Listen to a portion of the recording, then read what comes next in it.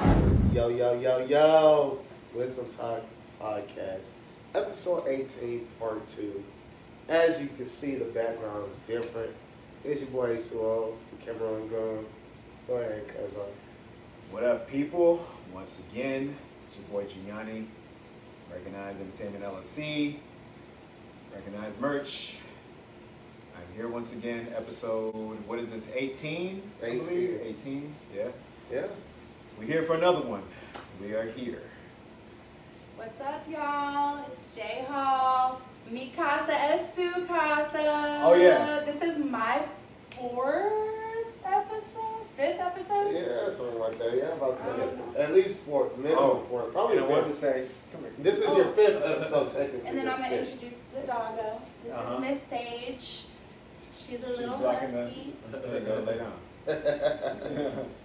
And then, Oh yeah, I forgot to mention, yeah. We in the, hey, this is gonna be the future right here, people. This is gonna be the future. We're in the under construction, it's the under construction vibes right now, but we getting it together. We told y'all, we coming. We're coming. We told y'all. It's happening, ball's rolling. it's crazy. It's crazy, man. It's crazy. Yeah. Yep. But go ahead, you brother. Oh yeah, so we have a special guest with us today. Originally from Houston, currently staying in Dallas, but catching at a perfect time. Kenny Rich. Boom.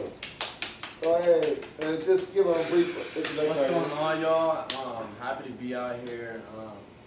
I'm blessed to have a good family just to have me out back in Houston. So excited to be a part of it. Nice. So, Rich, where do I start with you? So, who are you as far as like, what do you do? So I'm a music producer and also a DJ. I do EDM music. I'm a party boy. I try to get the party lit. Definitely, EDM is a different culture for, different vibe for a lot of my culture, and so like I try to bring a different aspect, hip hop feel to the EDM world. So, but that's what we do. So you say like bringing the hip hop to the EDM field. People would usually like affiliate both of the two type of genres. It's like, wait, hip hop, EDM, isn't that rave thing that they be doing? And like it's just like how do you intertwine the two? So I mean, okay, so I always say this, there's certain genres. You have country music, you have hip hop, rock, things like that.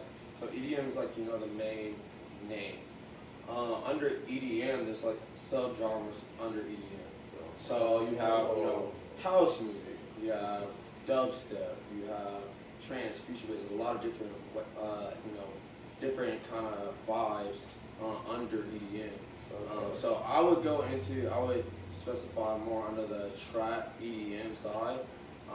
And basically with the trap EDM, it has a hip hop influence into the EDM sound. Right. I see. So like trap is literally what you're doing, like the whole, like you just said, the hip hop feel with the EDM sound. Right. And that's how you intertwine it too. That's literally the subgenre that you just refer to. It just all pieced together. Right. So okay. What drew you to it? Like I want to hear like the year and where you were. I want to get the full. Let's start. Let's start from the beginning. Yeah, origin story. Yeah, we can start from the beginning and kind of let the people get to know your journey. You know what I'm saying? Let the people get to know. Y'all taking me back now. Yeah, we got to. They're making me feel old and stuff now. Yeah. Man. So I graduated high school in 2015. 2016. I was supposed to be a professional golfer. That was actually where my whole, I was playing golf. Did y'all see that coming? Yeah, not at all. Yeah, exactly. I was playing golf since 3 years old. 3 years old, man. Wow. And so, came up. That was my way of life. That was the thing. And actually, so I had a full ride scholarships or D1 school. And basically what happened, man, So I was an athlete. So Yeah. I passed. So I had B's, C's. Yeah. So I had a 3.0 GPA. Yeah. And for college sports, you have to have a 2.5 to play college sports. Yeah. Sure. Stay eligible. Right. Right. Exactly. Right. And so like I said, I had literally like a 3.0. And so I found out a week before I graduated that they don't take your elective courses. And so, you know, gym or, you know, art, things like that. Okay. And so I didn't know that. So I ended up finding out a week before I graduated that I had a 2.47. And I couldn't take my full scholarship. And if I would have known that. 3? Yeah. Crazy. .03 ounces. Yeah, man, crazy. Definitely set me back. You know, like working on that my entire life, man. Like that was my way to college. That was my way to, you know, my future. And so it definitely threw me off. And I found out a week before I graduated. You know, if I would have known that my senior year, I could have like the beginning of my senior year, I could have like, you know, put a little bit more energy and like time into it. So. Kind of was crazy, kind of definitely set me back. You know, went to junior college. You know, I wasn't a, you know, big school guy, you know what I mean? But, you know, everything happens for a reason, man. You know, throughout high school and middle school, I was in theater arts. So I love to act. You know, I was in band in middle school. I used to play in the percussion. I played the drums. Yeah, Hey. me too.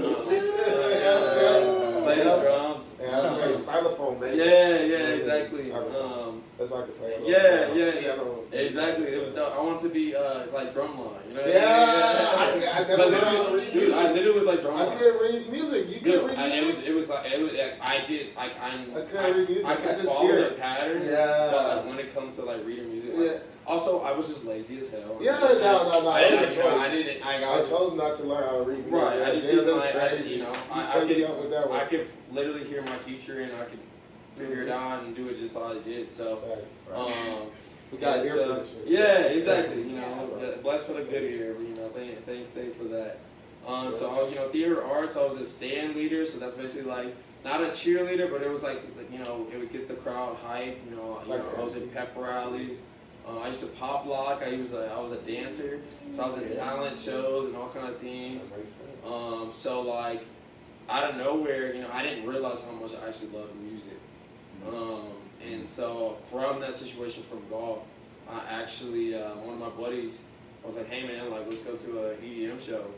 And I was like, man, I'm not trying to do that, man. That's a whole bunch of crazy people, you know. Exactly. And so, man, come. And you know, like a lot, like if you don't know about it, you know, it's different. It's different. Like, it's a different vibe, man. Very true. And my buddy was like, man, just come with me. And I ended up going. It was Carnage at the time, and he was making songs with like Migos, a lot of like hip hop artists. So it was really cool for me. I think that was like, you know, perfect for me to like hear that sound, like the EDM electronic sounds with hip hop, you know, hip hop and R&B, you know, came up. That like that's what I like always known. Familiar. Yeah. Right. Yeah, that's my culture. You know what I mean? That's what you know we're on. And so to hear that and also hear these EDM sounds, man, out of nowhere, I like saw it and I heard the sound. And like everything I've done from like dancing and performing and hearing this like hip hop, like I just like saw myself like on that, like out of nowhere, like I just like it's kind of like this like puzzle, like it was like everything just started lining up and I just had like, it was like, you know, like Jimmy Neutron, like rain blast, that's how it was. It was a rain blast, like it was like. It just like made like it's like my mind just kind of figured it out. Made sense.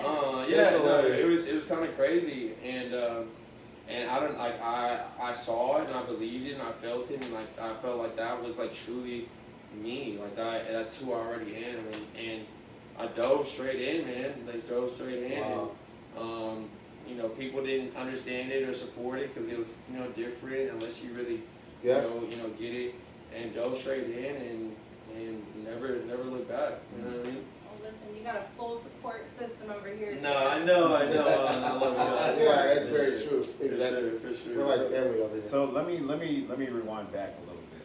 Let me go back a little bit. So I know I had this moment, you know, being, you know, in the music industry, being a musician myself, like, you know, being a producer, whatever. When was that moment for you when it was like that like that awakening, so to speak, where you're like, you know what, this is what I need to. This is the moment where I need to turn it into turbo and like go forward with this for real. Like do that. You know, what was that moment? Because I know what that moment was for me. You know what I'm saying? I remember that moment like it was yesterday. I was like, all right, this is when I need to really turn it drive. Right. Man, it was kind of crazy. Like I didn't have the support. People didn't understand it. Also, like in the EDM culture, like you know, being an African American. And doing this music, it was like automatically, it was just like I was just different. And so, you know, I just kept fighting and people, you know, I honestly, I didn't have anybody that like believed me. I knew even though I play sets and truly, people wouldn't give me the recognitions, even though I like other people that were playing. They were searching. They like I knew I played better than them, and I had more energy and things like that, and they didn't give me that like credibility. And so, but I always knew I could. I got this. I don't care like what anybody gives me. But you know, kept fighting, kept going, and out of nowhere, man. I kept fighting and. I would show up to every show, support, clean up, and things like that. I mean, I wanted it. And I literally like, dude, stay out the mud. Dude, yeah, man. People don't understand how hard I work just to get to, you know, the level I'm at. But there was just a moment that, you know, one of the guys that were throwing some really like major clubs, or throwing major shows. Out of nowhere, man, like I played a show and I looked out and there was 10 to 15 people wearing rich shirts, and like literally the energy like changed, like and like, man, I couldn't say like an exact time where it was like, oh, I got it. You know, virtuosos was a thing. Johnny One out of Houston, they got 9 p.m. presents, or 9 p.m. presents is the club now. Man, out of nowhere, like I got started getting booked for shows where, dude, I got visuals and you know, like my name's back there and like this crazy sound system, and like I played that show and I was nervous as hell and I looked out and like I think they booked me to like 4 or 5, where it wasn't like a crazy big show and dude, people were like jamming out, like to literally not leave till like 5 o'clock in the morning, just like hanging out with me. I think that would be the time that I was like, damn, like I have an impact. For people to still be here at 4 to 5 in the morning. They're still jamming and like waiting for me to like. I played my last song and waiting, just like not even like walking out, like waiting for me to like walk down just to like talk to me. And like just like get my information and like tell me like how, and like that I think if I was to say that I mean seeing that, man, that was I mean that was like one of the best feeling, like from the work. I mean, man, there's no pain without no pain without the game, man. And I think that was the time where like I was like the pain actually is like, you know, paying off. So I'll see something like that. You know? It's like you see the impact of what your passion was and what your drive was, and the music you're putting out was impacting others. Like how it was making a difference in their life. Exactly. And you know what? And it does, like just like you said it, man. Like, you know, people are going through stuff every fucking day, man. Like, you know, you don't know what somebody's dealing with. We all got problems. We all have issues, family things, money things, and the fact that you see people like literally just like let go and just enjoying themselves. I mean, dude, that's I'm getting chills right now. Yeah, that's crazy that you're getting chills and goosebumps like that. That just shows how authentic you're speaking out your heart. No, man, that's why I love music, because you're not like, faking this shit. You can be sad and you play that song and it's like hits like home. That happens. You could be like want to get in a better mood and you play a happy song and it gets you in a better, you know. And it's so like impactful, and like for the fact that I can like play these songs and I mean, you never know, man. And like, be that difference maker. I could have like played a song and like somebody connected with, where like possibly like somebody didn't commit suicide or didn't like get in an accident or you know what I mean, things like that. So like one song. You know what I'm saying, that one song and like even being in a place that like people like beautiful, and that's like one thing I love about EDM. It's like nobody's like judgmental. You know what I mean? Like people are really like together, and that like you've come to see me play, it could have just like kept you from having that accident, or you know being in an argument with somebody and you do something crazy. You know what I mean? So I mean like that's right there is, I mean, to me is. I just want to input on what you said about how what you appreciate about the EDM scene and everything the most is that there's like no judgment. Yeah. Everyone loves everybody. Yeah. Type of things. That I come from the hip hop background. Like every time there's always some hating going on in hip hop events. And everybody wants to look better, or have fashion clothes, or gotta have more money. Yeah, exactly. It's all flash and glamour and materialistic, and you could be wearing a like broken shit at EDM scene and get love from strangers. Right. They just want to look out for you. You know, I mean, you can literally wear like shorts and like a wrinkled ass t-shirt, and nobody's gonna judge you and be like, nothing. Literally, absolutely straight. Exactly. We love you. Honestly, it's crazy. It's like a utopia out there. And I think that's, you know, like I said, it is different. It is, but that's one thing. Like I felt like I was different. I think differently than maybe most of the art, you know, African American culture. Yeah, exactly. So I was always, I went to predominantly, I played golf first of all. I went to for starters. I went to predominantly for starters, you know, so I went to Klein High School. Okay. So out of Klein, excuse me. Yeah, Springs, out there, Spring. Wrong side. That's up this way. That's up there. I'm south this way. You know. Real talk. But it was like kind of crazy. Like honestly, like even in like high school, like I was like always kind of like in a different area because I was like kind of like not black enough to be black, but I wasn't white enough to be white. Like so like. Right, my people, they were like, oh, he's white, you know what I mean? Yeah. And then like, with the white, and like you know, and I love all people, you know, everybody's equal, and I know, but you know, but for the white culture, I was like a little bit, like I was too black, but like, I was like doing, so it was like I was always in like. Different like area, weird like in between. Yeah, I feel.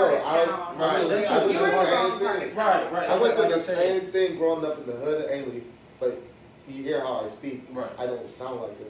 Right. Like what you would call a nigga. Yeah. Like it's like just because it's similar. That's a whole other topic. Just because I feel like I sound more ratchet. Just because you're raised. Yeah, that's white chocolate. I mean, it's really because how you're raised. It's not about being black or how white people are this way. But it's like how you're raised. Like my parents would fucking whip my ass if I didn't say yes sir or yes ma'am. You know what I'm saying? Whip my like. So I was raised differently than other people, and that doesn't mean like you're black enough to be. You're not black or you're exactly. Like you know, and so like for that, you know, I always thought I was kind of like weird because. I mean, I never really had that set group. Like, I would be the guy, literally at lunch, like, I would go talk to, like, everybody. Yeah, I mean, I talk to the nerds, bro. I talk to the popular people. I talk to, you know, I mean, I would literally didn't have a seat at a table because I would just go, like, sit at different tables. And I thought that was weird. I thought I was, like, there was something wrong with me. But, like, now, getting older, we are not alone. No, honestly, man, I thought like it was hard. Like it was hard. Like I started to like maybe I should say my parents or wear some jewelry. Like, and that's like you know that's not really me. That's that like compromise energy. Right. Like we talked about earlier, off the record. Like we. You know, you don't want to compromise who you are. Right. Stay true to you. You know what I'm saying? And that's, I think that was that learning curve with that, right? Honestly, man. It was. I was trying to figure out who I was. Right. But I couldn't because from like the status of what people, you're supposed to be this way. You're supposed to be this way. I thought I was trying to figure out myself, but I couldn't because I was trying to like make like be cool and all these things. And like Be now, accepted by everyone. right, exactly. Right. But like now, I look back on it, it's like, no, man, like that's my fucking superpower. That I am fucking different. You know what I mean? Facts. I am able to like be around all different types of You're people. adaptable. You know. My dad said it like this: like you gotta wear different hats for different people. You know what I'm saying? Yeah, Right. And like the fact that you can do that, like I'm able to do that, like now at like that I'm mature, I can see that now, and I'm blessed to be see that now. Yeah. And I'm becoming more of myself and not caring who the fuck sees me or I might be making EDM music. You don't like you're black, you're making EDM. But then I'm again, like, nah, honestly, bro, like nah, bro, like you don't understand, like. Yeah. Like just wait, cause like one day I'm gonna be up there and you're like, It's damn. soulful. Yeah, exactly. It is soulful. Yeah. Music. Real talk. Serious. Yeah. So I don't know if that answered the question. I kind of went. no, we got it. That's pretty good. You said some it was insightful things that we need people to hear. Yeah, Because like there's a lot of us that similar people like you and I that we can all relate to that have this sense of loneliness and weirdness that they feel that they are and stuff, and to embrace that, and that is their superpowers that they're so like flexible and adaptive.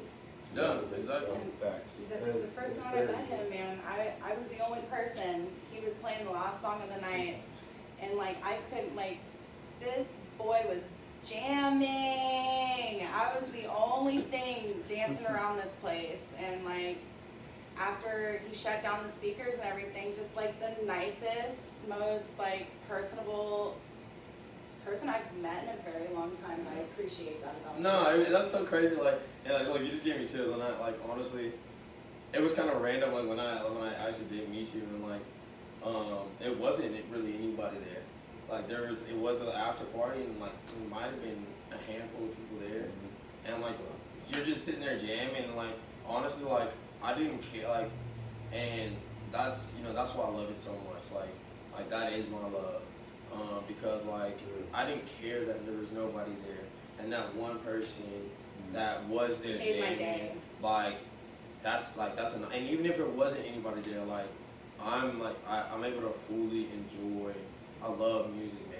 Like the way it moves you, being able to dance, like man, like that's my way to get away. Like that's away from all the bullshit. Yeah. And so, and the fact that, having people like you and like you guys like to be able to vibe with me on that shit, it's like that's a blessing, man. Yeah, like I feel you, man, because, me going through this industry all the years that I've done it so far, I've learned that a lot of artists, when they hear their own shit, artists, DJs, producers, they kind of have like this shame type of energy. They're this like reluctance. Hesitant, I'm like, I know I was like that too at one point, like earlier on. I'm still like that right now. But right now, I'm just like, if nobody's gonna jam my shit, I'll jam my shit. You know what I'm saying? That's the mentality I have. It's like, if anything, I made it for a reason. I gotta like it first. You know what I'm saying? Like I gotta. You like just hit me shit. hard right there. I need to like honestly. You were just talking about that. Just like that validation from like like mind. Because when you brought up the point where she was just the only one there jamming your music, that I love that, because even if nobody was there, you would still be you'd still do your thing. Same thing with me. Like if I'm gonna go in the booth or go in the studio and record or make a beat, whatever. Yeah, I'm gonna like the beat. I mean, obviously, I think I make trash sometimes, but that's me being my hardest critic. Exactly. You know what I'm saying? But I know sometimes I make some good shit. I know it sounds good to me. No, you know what I'm saying? I can even piggyback off of you, and like we'll be like, I remember back in the day, we'll just be all crammed up, just working on music and shit. And like Rich will be working on some shit, I'll fuck with it, but he'll be like, he ain't fucking. You be like, that's just fucking dope, and I'm like, man, this shit's alright. I'm like, what the fuck, bro? I'm like, this man don't know what he's talking about. Like, he's gonna be his own hardest critic. But like that's a big thing, man, because like one song for one person might really connect and love it, and that it might not be that for somebody else. And like honestly, man, you just hit my heart. Like when y'all just said that, like I do struggle. I am my biggest like critique. And definitely with music, you show the homies or friends, like people are actually not real with you. You know what I mean? People are like Or they'll be real with you. They'll be real with you, but they'll be like a secret hater. Type That's why they're being so real. Yo, I had a homeboy. They really don't give a damn. That's what I'm saying. I had a friend. I had a couple. So check this shit out, bro. Check this shit out. This might hit you too. No, I already know. I had, so when I first got into music, I had a couple homeboys that were already playing with the programs and stuff like FL Studio, Pro Tools. They were already kind of dabbling with it, and they showed me. And then, you know, of course, I started getting involved with it. I was like, oh, this is cool, you know. Started playing with it. Then when I made my first 3 or 4 beats, I knew one of those motherfuckers jammed. I knew it. I knew it did. So I played it for him. I'm like, hey, yo, like, check it out. Like, and they be like, I mean, it's It's like, but it's like, bro, I'll be like, yo, if you don't like downplay your shit, like, man, I don't know, man, that's one thing, man. That's one thing. We're not gonna name people, but we know some of them. It's so crazy, like, because it's like before you continue, it's like one of those things where like, it's like, yo, if you hate this beat. You hate it, right? You hate it. Like, real talk. Real talk. But then you start to overthink it because, like, they downplay it. Somebody that taught you, and, like, you like, believe, like, you look up to in a way, too. And it's like, you're doing that, like, you start to overthink. It's like, oh, maybe it's not. And it's like, bro, honestly, man, that's what I'm saying, bro. You said, I already knew where you were going, bro. I knew exactly. Like, bro, like, that shit's, it's so... I watched something with Russ the other day, and he was like, man, honestly, I don't show people anything. I know, like, and if I do show someone and they say anything to it, like, honestly, I'm like, fuck you. Because, like, it's like, truly, it's like, because he was like, honestly, and that's why I don't show, I just release it, because everybody's going to try. Nobody, look, and that's, like, that's what's crazy about this freaking world. I know. Nobody wants anybody to be better than them. Damn. And, like, that's a nugget, like, wisdom talk. It's like, bro, what, and I'm not that, like, if you got something and it's good and it's like, and you're like, you believe in something, like, I'm like, bro, like, I want to help you. I want to give you real critique. Like, I do know something that could help. Because I want you to, bro, I hope that I can help you make a fucking beat, and you're fucking, that whole fucking hits, and you're fucking famous. Because guess what? I want you to do that. Because guess what? You better fucking remember me. You know what I'm saying? So why would I try to keep that? Like, why would I? We can all come up. Why would I make each other famous? Why would I try to us to blow up? But like, why would I try to like hurt your heart? Like, why would I try to like, bro, like if you have something, and even if you don't.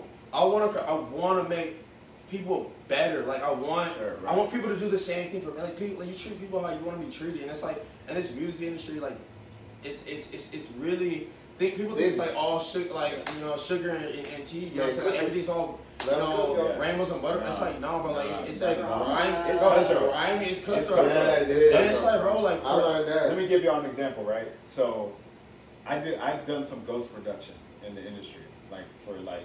No, I can't say. Yeah, it's like ghostwriting. Just like ghostwriting, ghost production. But I've done a lot of ghost production here and there. You know what I'm saying? And a lot of people, like kind of how you mentioned, they don't. A lot of ghost people, ghost writers, producers, they don't realize how cutthroat this shit is because eventually the ghost is gonna want to become a real person, right? So, Gilly. Quentin Miller. So, Quentin Miller has all sorts of stuff. Like you said, for example, right? He was in the studio with Kanye and A$AP Rocky. And what's his name? The one that signed the Prince? Yeah. No. What was it? Well, that's a different one. That's a different but he's Kanye for Kanye. Yeah, he's on Kanye's label. Yeah. But Kanye actually wanted to put Quentin Miller on a song. He wanted to put him on a song. And he was like, Kanye wanted to put him on. Then A$AP Rocky comes into the studio. This is Quentin Miller telling the story. So A$AP Rocky walks in the room, right? Another industry dude. He walks in, Kanye plays him the record, and A$AP Rocky's like, nah, man, take that shit off. Like, take him off. Like, and Kanye's like, I don't know though. Like, I kind of like it though. Like, Kanye was like, I kind of want to keep him on that shit. And then he was like, nah, man, like, that shit's whack. Take it off. And then Quentin Miller, the way he told the story, he was like, well, Kanye likes it though, but you come into the studio and you don't like it. And then he kind of basically, and so Hey, Quentin you Miller can said, read between the lines. yeah, so Quentin Miller basically said when he had to go, he left the studio. A$AP Rocky basically like convinced Kanye to take it off. Because he was getting outshine him. That's what I'm saying. I Let's think A$AP. Matter of fact, I think A$AP Rocky was on the record with them. Yeah, they're good. It was supposed to be all three of them. All three of them, right? And then you'll So get he was like, outshined. nah, take Quentin shit off. I didn't even know that. That's great. Yeah, Yeah, he told this the story on Vlad TV. So like he was like, yeah, A$AP Rocky told him, convinced Kanye to take it off. I look at that two ways, right? I look at it as A$AP Rocky's a hoe ass nigga, right? I look at that like that, right? And then number two, I mean Kanye could have put his foot down and be I said, nah, ignore A$AP. Like, nah, you either get with this or you out of this. Or yeah. But I mean, I'm not knocking Kanye per se, because Kanye, he's a businessman. And I'll say this too, man. That makes me like think, like honestly, like I believe our music is coming to a point where it is going to shine. It's going to get there. Yeah. And there's going to be people that want to like sign me and things like that. Yeah. But I have a thing. I told somebody the other day. I was like, "Yo, Skrilla hit me up, and he wants to sign me." Yeah. Honestly, I probably would say no. And they were like, "Bro, what the fuck is wrong with you?" And the reason why is because. I feel why you say I no. know exactly. I'm gonna give you an opposite end. We're all as soon as you get signed, there's gonna be people telling you immediately when you need to do this and how it should be, or you need to change this or have this person and all. Yeah, exactly. And it's like it's the the beautifulness of how you want your song to be. It can't be as beautiful as it's supposed to be, and how you believe in it, what your heart is, because somebody's telling you what to do, and it's scary because you want to become up, you want to like sign with these people, and you're like, oh my God, it's this person, but I love my music so much. Absolutely. And there's so many artists that like. How many artists that come up and that when you first heard them, they were like, bro, they're on a whole different game. Yeah. And then like a year later, like their stuff sounds like mainstream, and then like bro, I like their old stuff. Yeah, they changed. Kanye, right? Another example, Kanye. Go back to Kanye. A lot of people, I like the old Kanye compared to the new Kanye, but the new Kanye is cool. Yeah, you know what I'm saying? Right. But people love. There's something about that old Kanye. College dropout. All the way up until graduation, I feel like we were still in that old Kanye phase. But it goes back. But it goes back to what you're saying though, like about man, I lost my train of thought. About the industry. Yeah, about the industry, about how people how we compromise. Yeah. You know what I'm saying? We compromise. That is a compromisation. Yeah, but see, Kanye, I think it was, he was in there. Yeah, he was in the industry. He was deep in the industry. Yeah, so that's why he has record labels, execs, like, taking, he'll probably make an album. That's why he ended up going. I gotta ask y'all and then they eliminate. So how y'all feel about Kanye then? I like him as an art. He's one of the best. He's one of the greatest producers of all time. So we had this conversation. Genius or what? Yes, he is. So we had 100%. this. So we almost got banned from YouTube. We had a conversation. Oh, you about to? We had a conversation about Kanye. Let's not talk about him. No, I'm not going into that. All right. YouTube, please. So no. It's just over a past incident. Fair use. Yes, fair use. So it's just an example. And we just mentioned Kanye. We weren't even talking about the people that Kanye. But we like Kanye. Yeah, we like Kanye. That's what it was. But like, we're just addressing the conversation of like Kanye mentioning these people, but those people are the people that tend to run these labels. The reason why I'm over here bouncing around these words right now is because they run YouTube, and it's just like, them boys. That's why I call them like them boys. So I feel that. This is what I'll say. I didn't honestly, I was a crazy Kanye fan. Yeah. Also, like with artists and things like that, I don't like to look at their lifestyle. I look at like their music and who they are. And also, I do love watching documentaries and like how they. I mean, what I will say with Kanye, first, I mean, I mean, just for you to be a producer at that time and working with like where you were, I mean, first of all, I mean, congratulations for you to be even a part of that. Yeah. And for you to like take, which is normal, and making money and doing a lot of things, and you believed in yourself on something that everybody like was like, you're rapping. Mm-hmm. First of all, like they always slept like, on his rapping skills. like that's not. You have to have a different mindset to be like, when you're already doing something great that everybody sees, for you to be like, nah, but this is what I am and what. Mm-hmm. First, I mean, I commend the fuck out of that. You see that Netflix documentary? Yeah, I did. That's and like, honestly, that's what I'm saying. Yeah. I wasn't a big Kanye, and I respect the fuck out of Kanye once I did see that and see how hard, because that motherfucker was like wanting it, and people would not give him his chance, even though you can relate to it. Even though he was making the fucking song for these people. You can relate to it. Listen. I've seen it third person. If you like that story about Kanye, listen to the last record on the College Dropout album called the last Call. Okay. Listen to that record. At the end, he does the song, and then after the song's over, the beat keeps playing, and then he just goes into talking mode. Right. Okay, I'm gonna have to check that out. He talks about his journey leading up to signing with Rockefeller, and Jay-Z, right? That's he talks about his, I knew this dude named Hip Hop, this A&R named Hip Hop, and he would take me to the record. He just starts talking about his journey. Right. It's a fucking beautiful song. People, and Kanye is wow. But honestly, yeah. His mind, I actually feel like I'm kind of like that. My I'm mind. telling you, I feel Kanye. That's what I'm saying, dog. So I mean, it's like a people respect. hate how he's like talk. Like, I mean, if he wasn't Kanye, and like, I mean, I understand for what his level of who he is as a person. So you like, it's like, oh, we don't like to hear him saying certain things, but like, bro, like you're a person, bro. Yeah. He's like being who he is and saying certain things, and not everything's right. But what his emotions and what he's dealing with, and where he's came from and what he's dealt with, bro, like, how can you judge somebody? Like, Yeah, I mean, no. and like, I understand certain things he's coming from, and he's not right about everything. Exactly. But like, for you to like look down on a person for being a human being and having real emotions and dealing with real things that none of us can say we've dealt with. Honestly, bro, like, fuck you, bro. Like, shut your ass up. Shut your ass up, because you ain't dealt what he did. You didn't come from.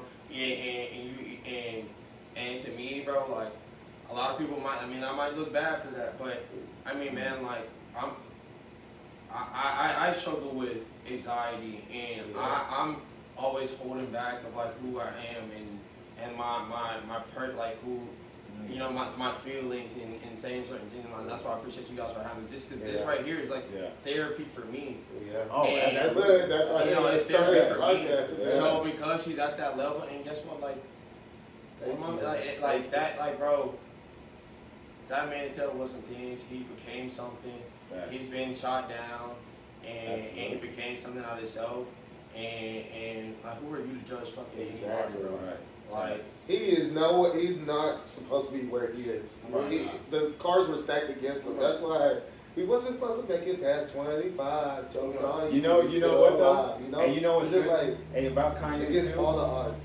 And Kanye, so when you listen to that, when I heard that record, The Last Call, when he's talking about his journey leading up to signing Rockefeller, there was one person that kept it, that actually kind of looked out for him. You know what I'm saying?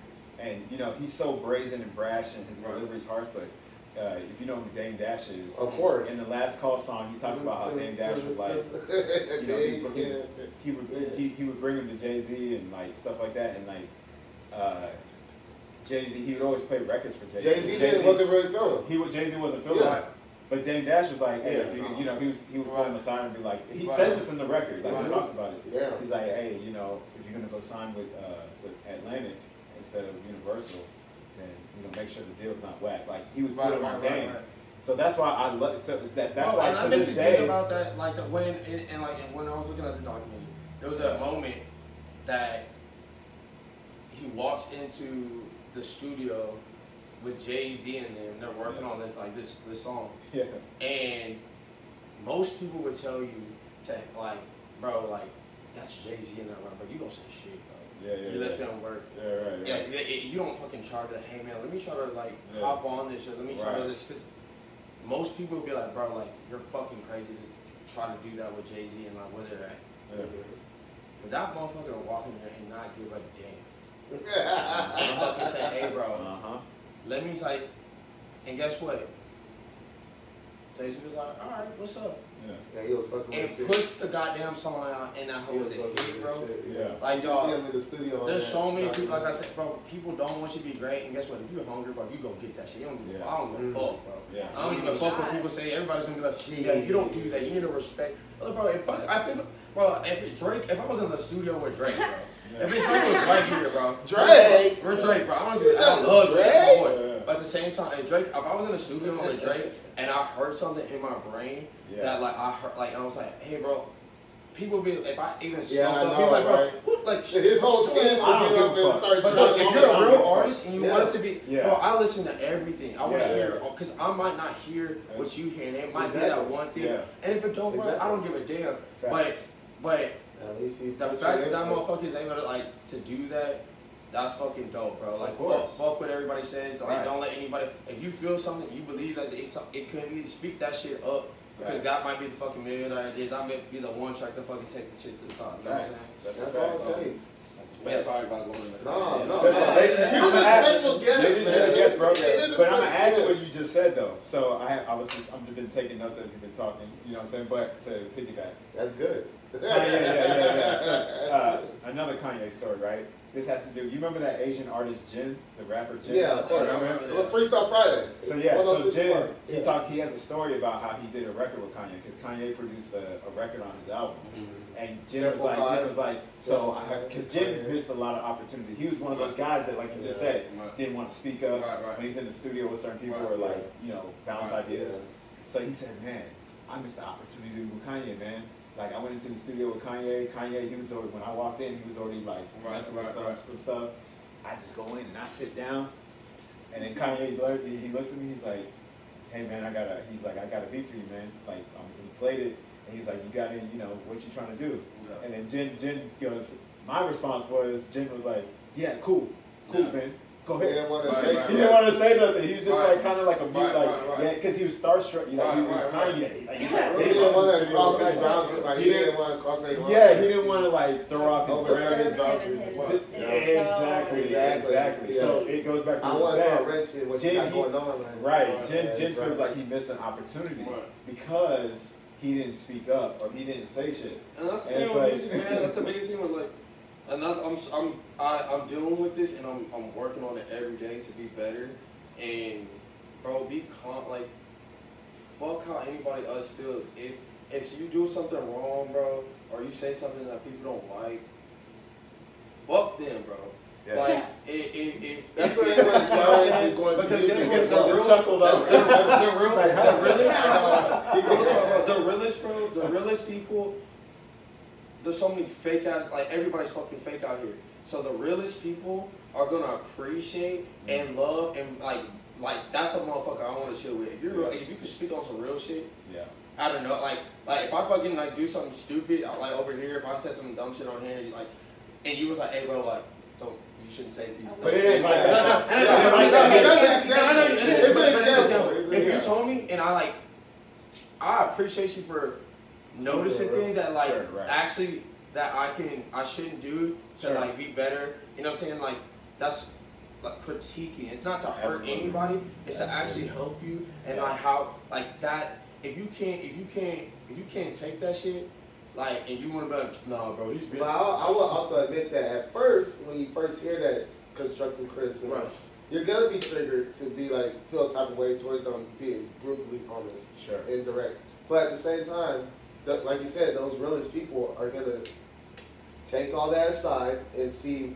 I think it matters like who the person is. Yeah. It matters the person because yes, if somebody, it's like, okay, look, my dad told me like, bro, like you ain't been making that much money from this music, like.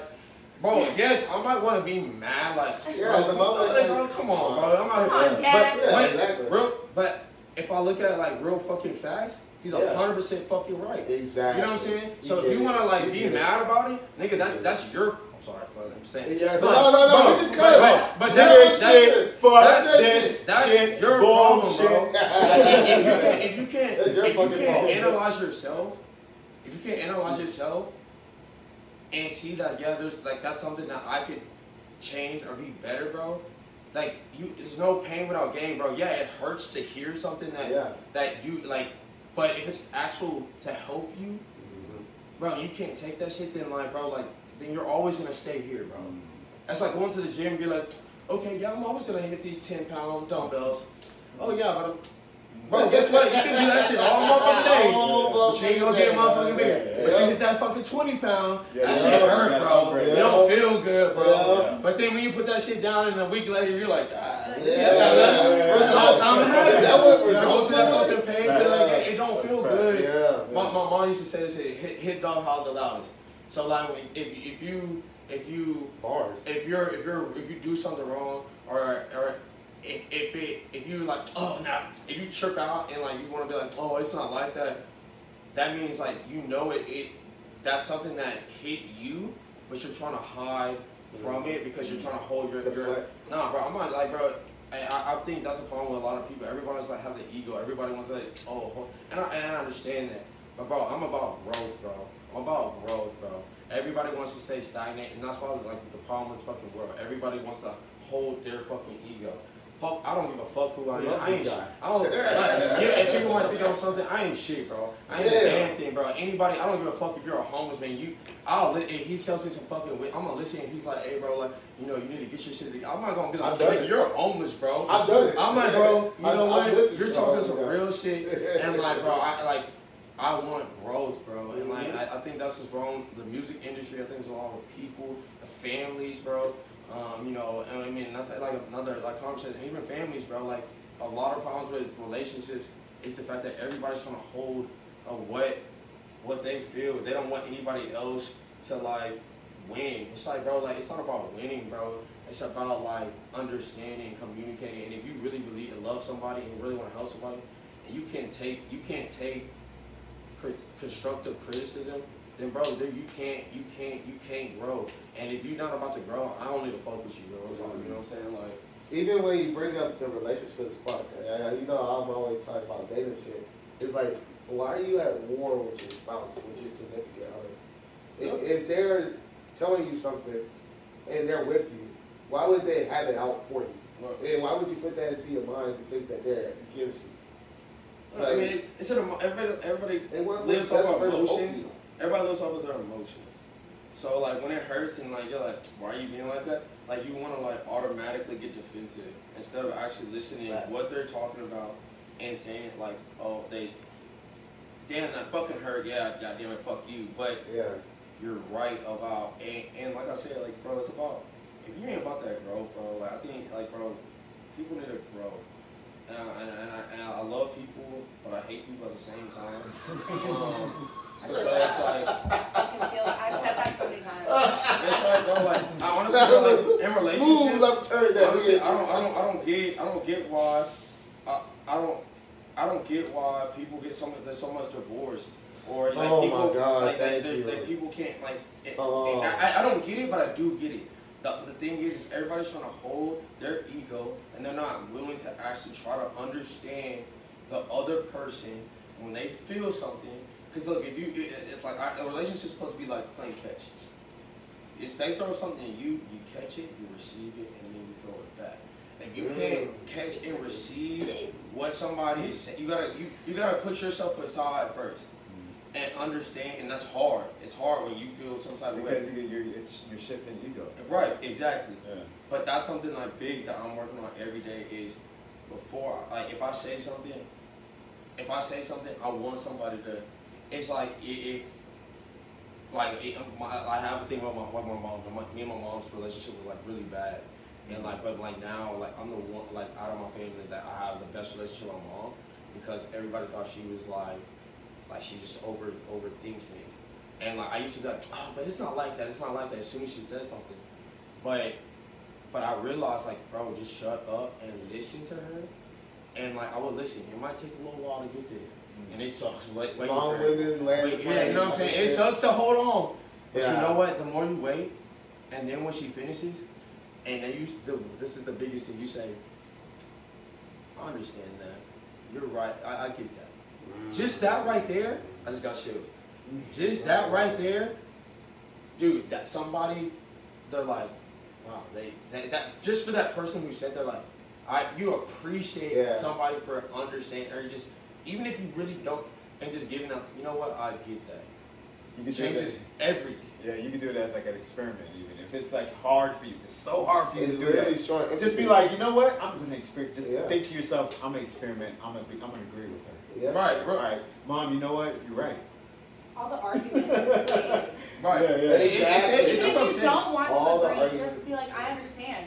Right. I hear you. And the thing is now, the hard part about that is because if you don't want to understand and you don't really agree, naturally, it comes off like it comes off it comes aggressive. like it's not real emotion. You know what I'm saying? So it is. That's what I'm saying. But like for you not to really agree with somebody, I don't think people are stupid. Like if somebody has an emotion and what they're feeling about a situation, that's no matter if you felt it or you see it that way, that is value. Yeah. If somebody feels something for whatever reason they're saying, that is valuable. So it is hard as fuck if you don't see it, but that's something. It's like I said, it's something like you have to work on really like because whatever they're feeling, it is value, and if you give them that. It naturally the energy in the room, and you can just like set yourself back and validate that, dude, it changes the freaking world, bro.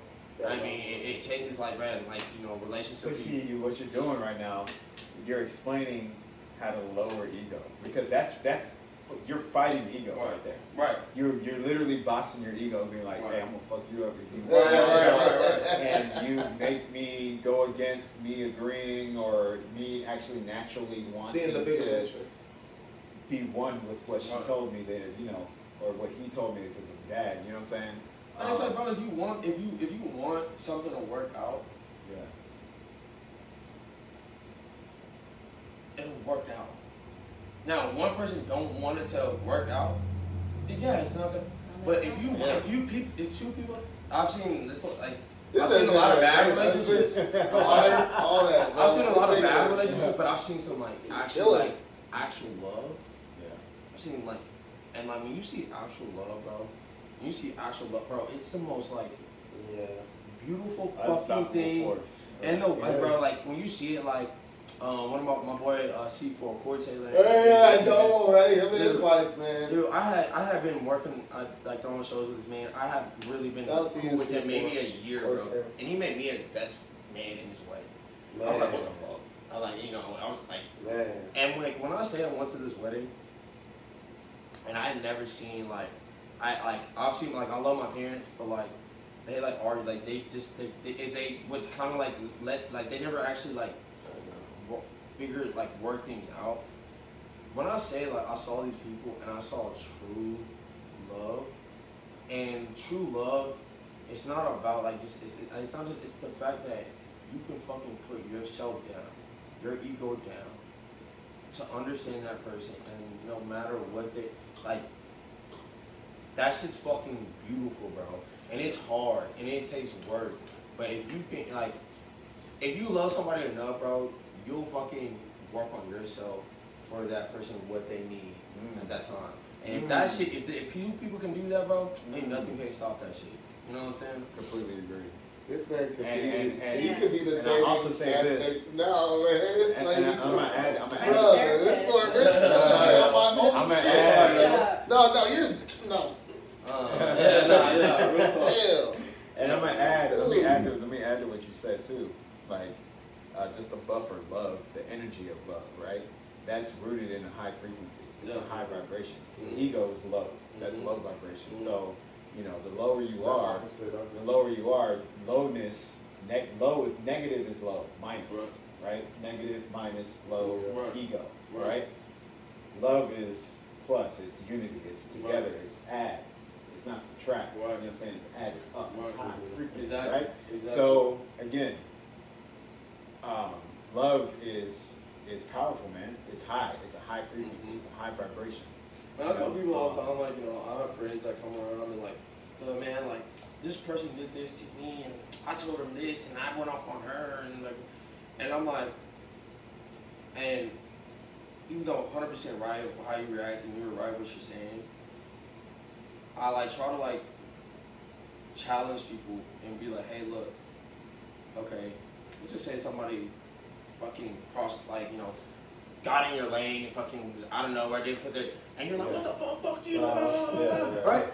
Yeah. You don't know what's going on. Right, so that's your natural instincts to go off and fucking like pull up to them, hug, you know? Right. But like, try to not react.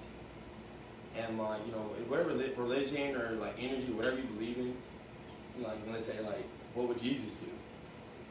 Try to actually not react. Or That's be hard. different. I ain't gonna lie, that's hard for me It's too. hard as shit. It's hard as shit. But I'm telling you, bro, like, dude, this is a practice. Like I said, I'm working on this every day. Yeah. Try to do it. Try to do it, and it's hard. It freaking sucks. That is an ongoing thing. Bro, I promise you, for some reason in this world, an energy out of somewhere, something like will come back to you. Sure. In a blessed or good. Like it might be like this motherfucker, and you be like, oh, I don't know what they're dealing with today, but you know, hope they're okay. You know, like you want to go, and you just hold that, or you might just go to, you might just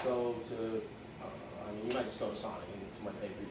Like it's like you never know. Like you never like. I'm telling you that energy that you put in this world comes right back to you, and it's hard to like fight that. I said, there's no pain without gain, baby. Yep. There's no pain without gain. And if you do it, bro, you do it naturally, things like start to fall in your favor. Exactly. And like you'll start having blessings and things like that, man. Like, and, you know, I'm 26, you know, I don't have everything going like perfect going for me, and I'm just, like my music's starting to like really like go. And you know what? Like I think my biggest thing, like a lot of people be like, bro, like you're not there. You're like, what are you doing? Bro, the reason I have faith because I know how much I make sure everybody's okay. I do the right thing by people, no matter how they treat me. And I have so much faith because I know without a doubt, if you believe in God or whatever, my time will come and it's just gonna hit. Because you take care of people, and it's hard, bro. It's hard to be a good person or do the right thing. Yeah, you know, that's what they sleep on. Doing bad is easy. Exactly. That's easy. They sleep on the good people and how they remain in good character. Right. After all the fuck shit that has happened to all of us throughout our lives, we still remain positive minded. Bro, think about anything you do in life that is hard. Usually after it's done, feel so good. Yeah. It's like, okay, y'all could show up work right on time. But it's like when you show up 10, 15 minutes early, I'm saying this. You know what I'm saying? But like honestly, every now and then, when you do, you naturally feel like, damn. When your boss sees you, like, hey man, you're here a little early today. Yeah, man, I just want to get to work. Like, it sucked getting up, getting out of your bed, driving, I already know. doing that, but naturally, you feel better. Your day's better. Yeah, I fucking suck to the damn gym, bro. I tell you the gym, man, that's my baby, and I gym. I'm speaking to myself on a lot of these things too. So. But even going to the gym, nobody wants to go to the gym. But who can say in this room when you went to the gym, when you left, how did you feel? A lot better. Accomplished. Better. I go to the gym. I'm gonna go tomorrow. Yeah. I'm gonna eat a salad. You already know what I'm saying? That's a fact. It's a natural, like, it's a natural thing. Like, if you do the right thing, and no matter what, I don't give a fuck. And then guess what? Even if you get shit on, you still do the right thing, bro. I promise you, your blessings coming, my boy. And that shit's gonna come out of nowhere, and you'll be like, oh my lord, like it's inevitable. It can't. Right. It's whatever you throw out there, bro, it's gonna come right back at you. You know what I'm saying? That's that catch shit you was talking about. talking We're all full circle. We're all connected to the universe. We're light beings. You know what I'm saying? We operate off of frequency, vibration. right? Our brain operates off of frequency, right? Our heart is electrically charged, right? So all of this is these are energies. They're rooted in energy. So everything you're saying, like it, you know, you put it out there. The type of energy you put out there, the type of frequency you put out there, is bad. You know, that's what they call karma. Bro, it's like smile. If you smile, if you're smiling, like people are like, why is this motherfucker so happy? Like, you know what I'm saying? Like, I mean, even here, like, there's always that person. It's like if I'm like over here like tripping out, I'm like over here like this, like you like naturally you feel that. Feel it. You know what I'm saying? So if you are only putting out positive, bro, guess what's gonna come to you? More positive. Absolutely. Like you put out negative, only can come to you is negative. You're manifesting it. Exactly. Speaking it into existence, right? Exactly. Exactly. Real talk. Yeah. Like we were talking about your mom earlier. Our little lives are so similar. I have the roughest relationship with my mom, and because she's relentlessly pessimistic about everything. And I don't want to go off on my mama. No, I hear you. I'm not, honestly, I understand. Yeah. I don't want to go off on her. And again, of course, it literally like throws a wrench in my engine whenever I like go to do like anything with her. Like we went to go check out my kid's school the other day, and I was just, like afterwards, me and my kid were just exhausted. You know what? I'll tell you this, and I'm gonna challenge you on this. And because my mom's been through some things that I have no idea what she's been through or what she dealt with or what people have done to her.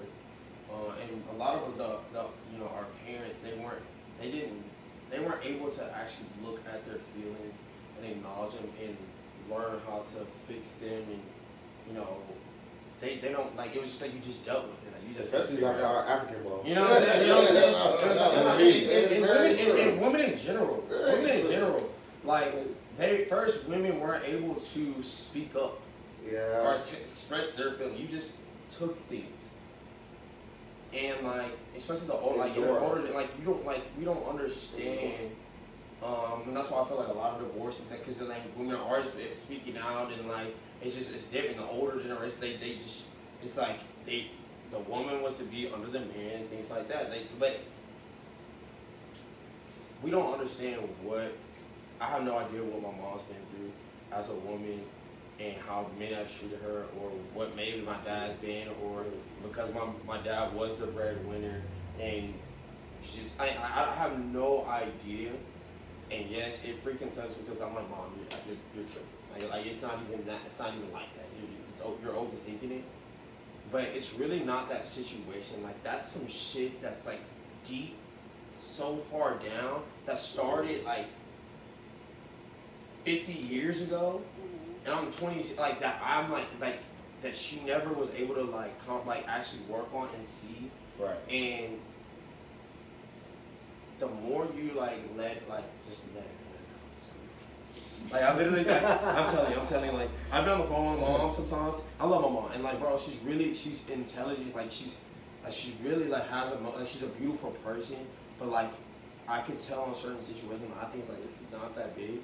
I started to look at like, it's not about this situation. It's something that like she wasn't able to grasp and fix, and like anybody that helped and like have these conversations. She didn't have that. So like, yes, I might don't see that, but I don't understand. So like, yes, I sit there and I let it go, and I just kind of like, yo, I get that. And it sucks for myself. First of all, the fact that I'm doing that and able to hold myself back for her, first of all, that's already a lot of power, blessing and power that's coming to me. Second, my relationship with my mom, it's going to be even more of a blessing because I let her get that out. And I maybe, whenever she's done, I'll maybe like, okay, Mom, I get that. I understand what you're right about this. And I said it nicely and calmly. It changes everything. Everything. Dude, I used to fight literally, I live in Dallas, and my mom lives in Houston. When I used to, like, my dad would be like, you need to go see Mom. Like, I really didn't want to go see my mom. Like, it was like, because I knew we were going to get into some conversations, and like, but what I started to do, I would keep trying, and not to for her to change. 'Cause you can't change anybody. I would try to work on myself every time that I went. So every time, yes, I would try to have a conversation. If she started going in and I reacted, damn, I fucked up this. And then, I look back after, I call her 2 days later, like, I love you, sorry, but like, we're good, but next time I come out there, I want to be a little bit better. Yeah. And doing that over time, like, when I tell you, like my mom, like with my sisters, even my parents got divorced like 2-3 years ago. When I say like my relationship with my mom, like, it's so like great right now. Like, she listens to me. Wow. That's Your mom Because it wasn't because I told her that she needed to change. I didn't tell her that she needed. I worked on myself and hell, like, you're gonna make me fucking cry with me. you're gonna make me cry. Hey, you always want to go deep, J.R. You can't change anybody, bro. All you can do is work on yourself and understand who they are, and just work on yourself and how you react to things. And like, through that, man, like, Yeah. my mom's and I could be better, I could be I could call her more and things like that, but it's through that pain, my mom's growing through me working on myself. And that's what's crazy about this life, bro. It's hard. You see things that you can always see what everybody else can do better, bro. And like, it's hard, bro. But like, you work on yourself. You work on yourself and be a difference. And it sucks, bro. It's hard, bro. And you have a son, like, you might want to get on your son because he hit somebody or something like that.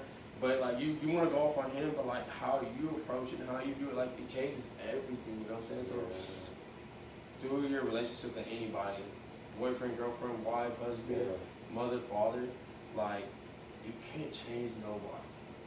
The more you be like, oh, she's acting like this, all that is like, that's all just pushing each other further away. But if you can understand who they are as a person and just work on yourself, bro, I promise you, bro. Like, out of nowhere, and it might not come when you want it, but there's gonna be a day where they're gonna come to you and be like, I'm fucking so sorry.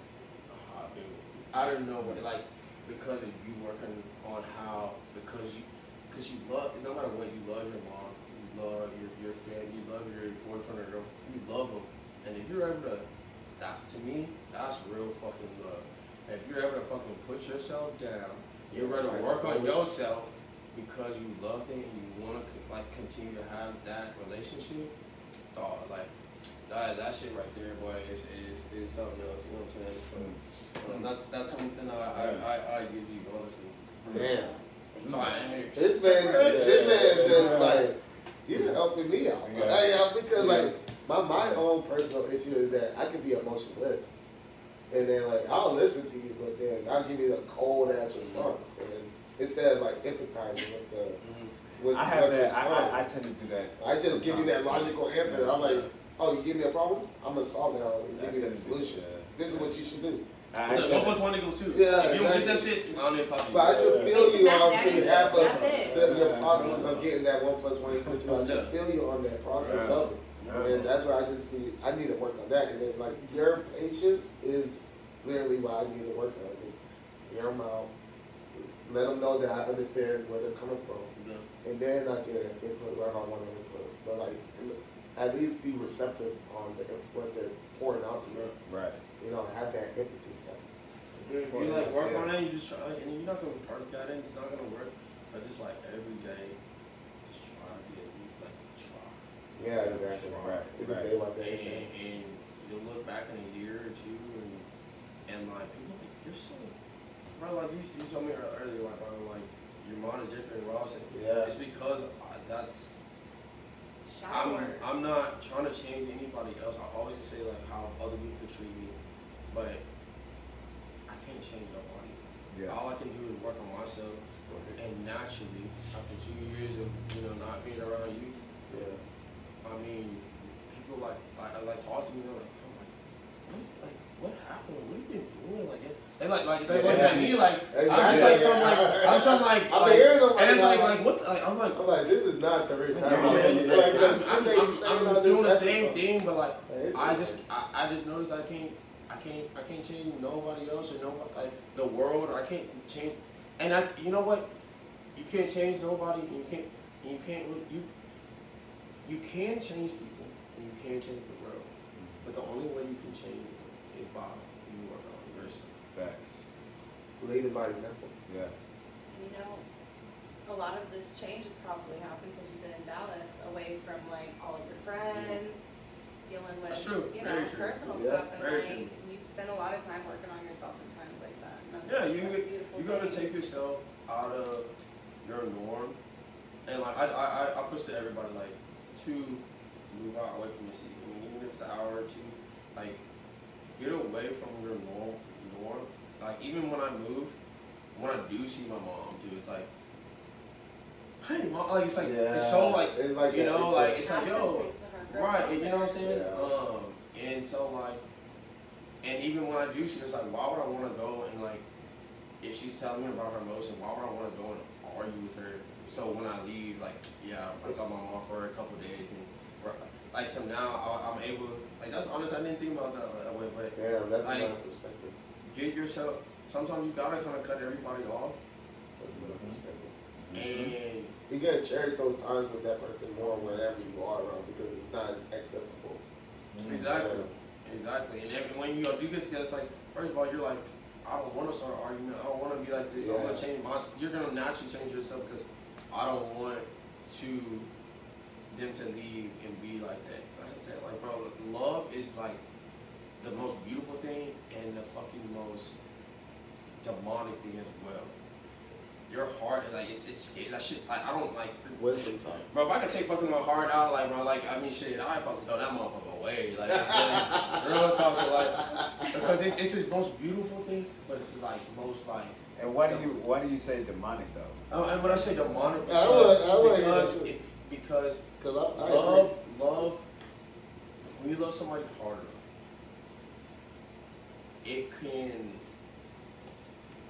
it's an emotion, and if it doesn't work or feel the way that you would want it to feel, it hurts, and the love will naturally change and to hurt. And if you're hurt and you want to hurt somebody, you ever like with your brother, I don't know if y'all have like siblings, I have a brother. Yeah, right?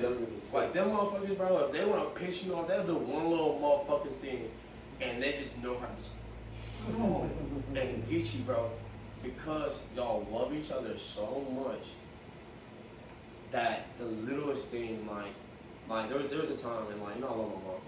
There was a time that I was fucking up in my life, and I mean, you know, I was fucking drinking, I was partying, I was alcoholic, fucking drug addict, like, and my mom fucking told me, she was like, you're just a fucking drug addict.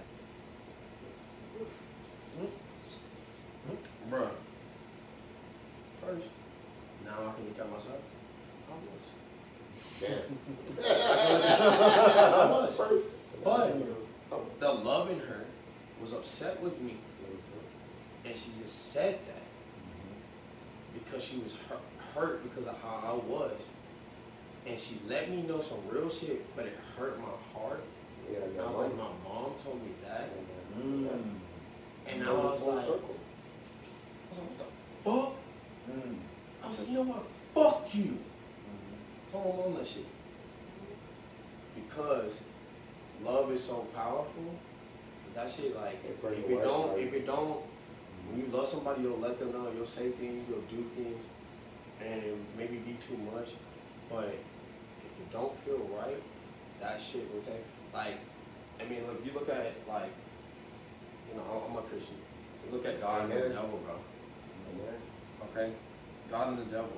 They say that if God and the devil came onto you, it looks very similar. Exactly. I mean, The devil was once an angel. An angel. Yeah. It's very similar. Like the devil wants to come like he is God. God is love. That's the best. That's one of the best disguises to come as an angel. Right. That's where the devil word father comes from. Because like the most beautiful thing can be the most evil. God is love. It's all love. But the devil comes in and he like it's everything else from that. So he'll come in like it looks like it's love. And switch that motherfucker. Like set up. You know what I'm saying? Like you like you know, set your ass I've had relationships that I love this like a woman and I'll do anything and like I don't know what she was going through, just toxic and things like that.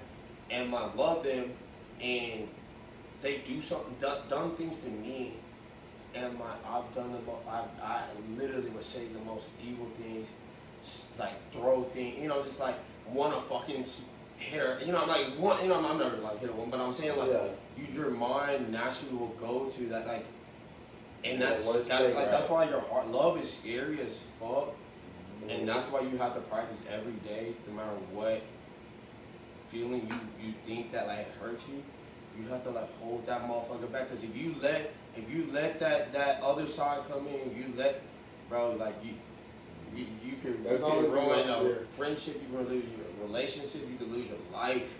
That's the only thing one of my biggest fears is to fall in love. I would always have love for my people that generally I care about and care about me and everything. But to fall in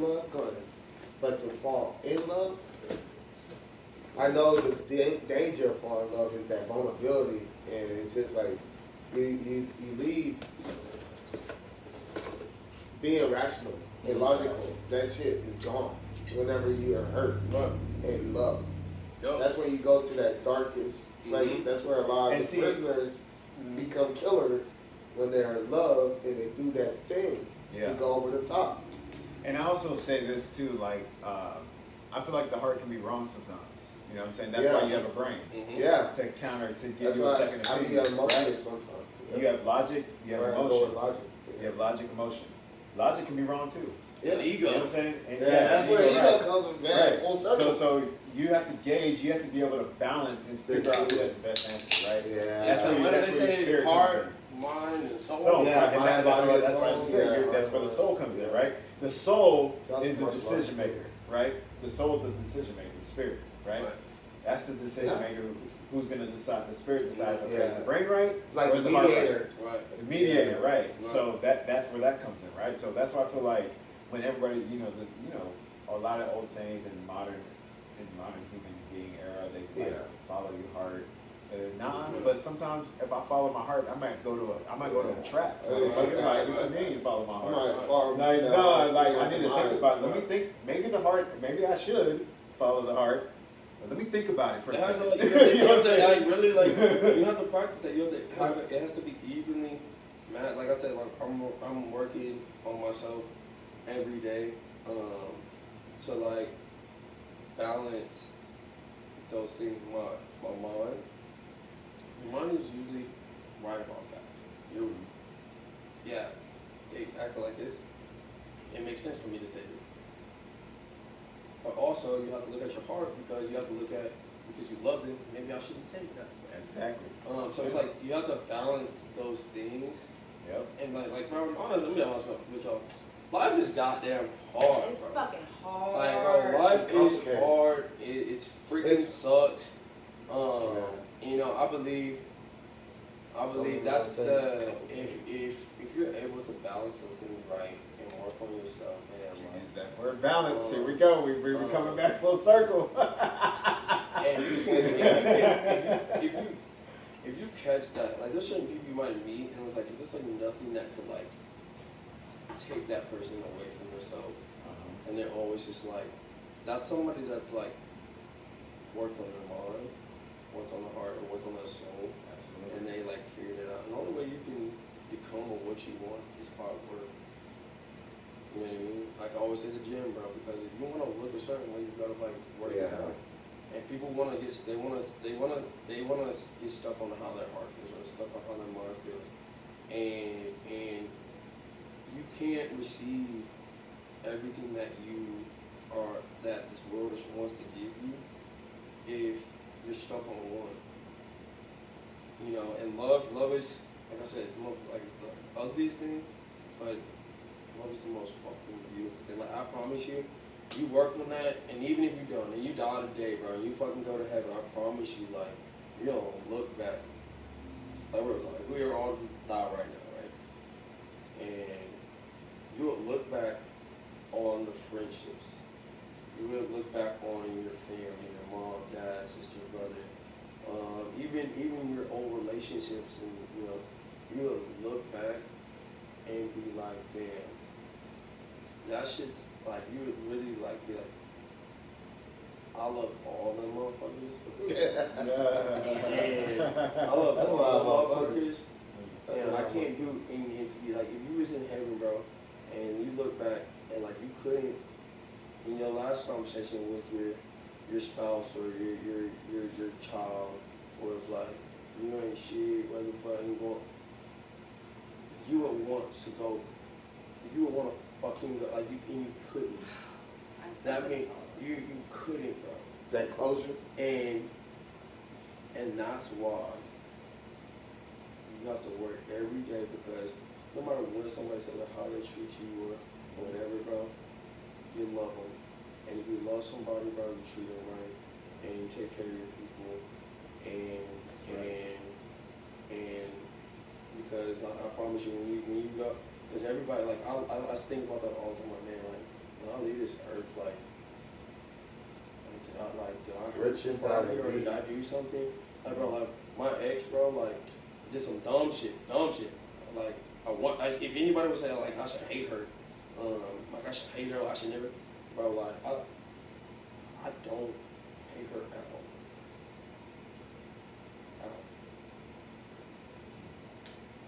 From that situation, first I grew, I learned a lot about myself and what I wanted and things like that. And obviously I was with that person because I loved her, and I want the best for her. No matter what I've been through, because me sitting there and be like, oh, I've been through these certain things, all I'm doing is killing myself. And when I look back, then I'm killing so many other things in my life because of me. No, I love them. I wish the best for them. Maybe you don't need to be a part of my life.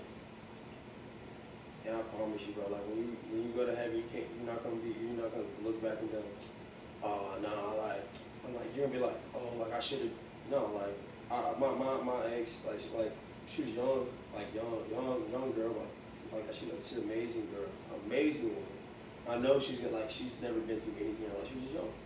She's never been through. I've been through things, so she just couldn't understand certain levels, and I want to be mad at her for not understanding, but it just wasn't our timing. And I messaged her, and I told her like, and I'm like, honestly, it hit me hard when I found she had a new boyfriend. Yeah. Shit fucked me up. I ain't gonna lie. But you know what? I immediately texted her, and this is like, I wanted to go. I immediately texted. That's something you gotta. When you gotta work on yourself. I immediately texted her, I said, hey, I want you to know, first, I'm sorry for anything I did to hurt you. And I know I wasn't perfect. I want you to know I love you. And I'm so sorry for the things I've done to you. And I pray that your relationship works out and treats you better than I did. Yeah, that's yeah. No matter what, even that, in my mind, like, yeah, I think that she's the one that fucked up. Right. The fact that I did that first, no matter what. Yeah, It's free, bro. You let it go. That's Exactly, closure. bro. That's the closure. It's closure, bro. Let It's it go. forgiveness, bro. It's nobody's perfect. Yeah. You don't know what they're dealing with. You don't know what they, or like, you don't know their mental issues. You We're don't know all what they're, sinners. you know what I'm saying? You don't know. That's a fact. When you That's a fact. let that thing go, bro, you can actually learn how to enjoy life and Yep. be. That's a fact. Damn. And like, bro, like, you be like, bro, like, why? Like, bro, I have no problem with nobody. Real talk. My dad be like, bro, why you just like so chill? Like, you like, bro, bro, you some drugs, bro? Like, because it's just like I have no like hate I have Like, no you hate. just too I have no I don't hate either. towards Yeah, I anybody. don't You know, even my friends. Like Yeah. I try to like get them to. I have no hate no matter what. If somebody did me dirty as fuck and it was a homie, and they come back later and was like, hey man, I'm sorry about this, bro. Like, you know, I want to work on this relationship. You know what, bro? I already forgave you, and the fact that you apologized and what? No, I don't Exactly. like, and guess what, bro? It's not for them. It's for you, bro. It's for Damn. you, bro. I'm sorry, I don't even No, know. Everything you're It's saying been is like good. speaking right to my soul, and I kind of want to. Exactly. I think it's you're hitting all of I our wanna songs. share something, Go ahead, which- please, JR. It's I think the guy's name is David Hansen. It says, falling in love from 30 feet above. Damn. And this dude is like a fallen angel, cracked his head. And That's it's a just cool- like, that's a- it that's kind of a cool explains how Fall in love like from beautiful 30 feet above. and dangerous love is. Yeah. But Stories. that So was that's just an just stories illustration about- 100%. to go Yeah. with our stories. 100%. But going along with the, There you go. the subject of like, So y'all can read it too. always be kind with your words with the people that you love. Like my dad literally was in ICU all of May, and it was like one day he was good, and it's wild how it happened because it was from my dad got a bunch of DWIs consecutively in different counties from sleeping in his car. He got 2 DWIs, sleeping in his vehicle, and the other one he just smoked a joint and his trailer light that he was pulling a trailer was flickering, and he got pulled over and got a DWI for his truck smelling like weed because he got pulled over for a flickering light. Anyway, he had an ankle monitor on for 3 years and he was allergic to the ankle monitor. It caused him to not be able to fight off infections. My dad literally almost died over this freaking ankle monitor. And my last, so a few days, like a week before he went to the hospital, we rekindled me and my dad never fight, but like, we got into an argument over some dumb shit, like a fucking truck that he gave me. I had gotten a second vehicle and he was like, all right, well, I need that truck back. I'm like, damn, Dad, let me get tags on my new vehicle. What? Literally, we stopped talking for a whole month, and like a week before he went to the hospital, we started speaking on the phone again. But whenever he was in the hospital, I came unglued because it was a roller coaster, and the thought of just like how we spent a whole month not speaking to each other over something so fucking stupid and trivial and like just dumb, the dumbest fucking truck he gave me. Right. And I was being a bitch about it. Right. And I honestly, like, thank Accountability. God my dad is still here from that situation. And he's amazing right now, but like, and we're amazing. Like, my dad is my fucking hero. Like, Right. I love that man. Right. Like, What's up? but seriously, like, I don't know how I would have lived with myself If if you he wasn't left that, this world and that Right. was like Exactly. one If of the that was the last last- months of his life. Damn. I know that's something like it's something cool like with my dad like I love my mom, but like my dad is like that's my name, bro. I feel you. And the reason why is because I'm just stuff. It's just like your A1, He dude. deals with some stupid stuff though, and like big. I mean, picked me up, got me out of jail. You know, how to it's like take, you know what I'm saying, like done some like crazy things, and like when he gets on me, I like learn. I'm like it's when I look at like even if like no anybody in your life that is something, there's something they've done and made there for you, and maybe possibly kept you in this world or helped you, steer you in the right directions. It's not worth nothing if you really look at any conversation or any argument you have with anybody, if you really look at it like,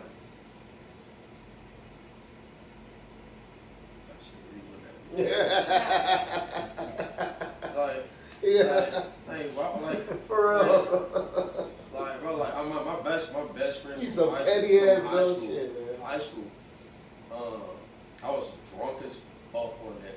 Like, I was hanging out with this chick, drunk as fuck. I had an apartment, but my parents had just sold their house, and like I was super drunk, and for some reason I drove to my parents, like my old house, was my parents' house, and they had just sold it. So the homeowners that just like had bought the house, they like called the real estate lady, and the real estate lady called my dad. And was like, hey, I'm pretty sure like your son's like in the driveway, like asleep. And they're just like asleep.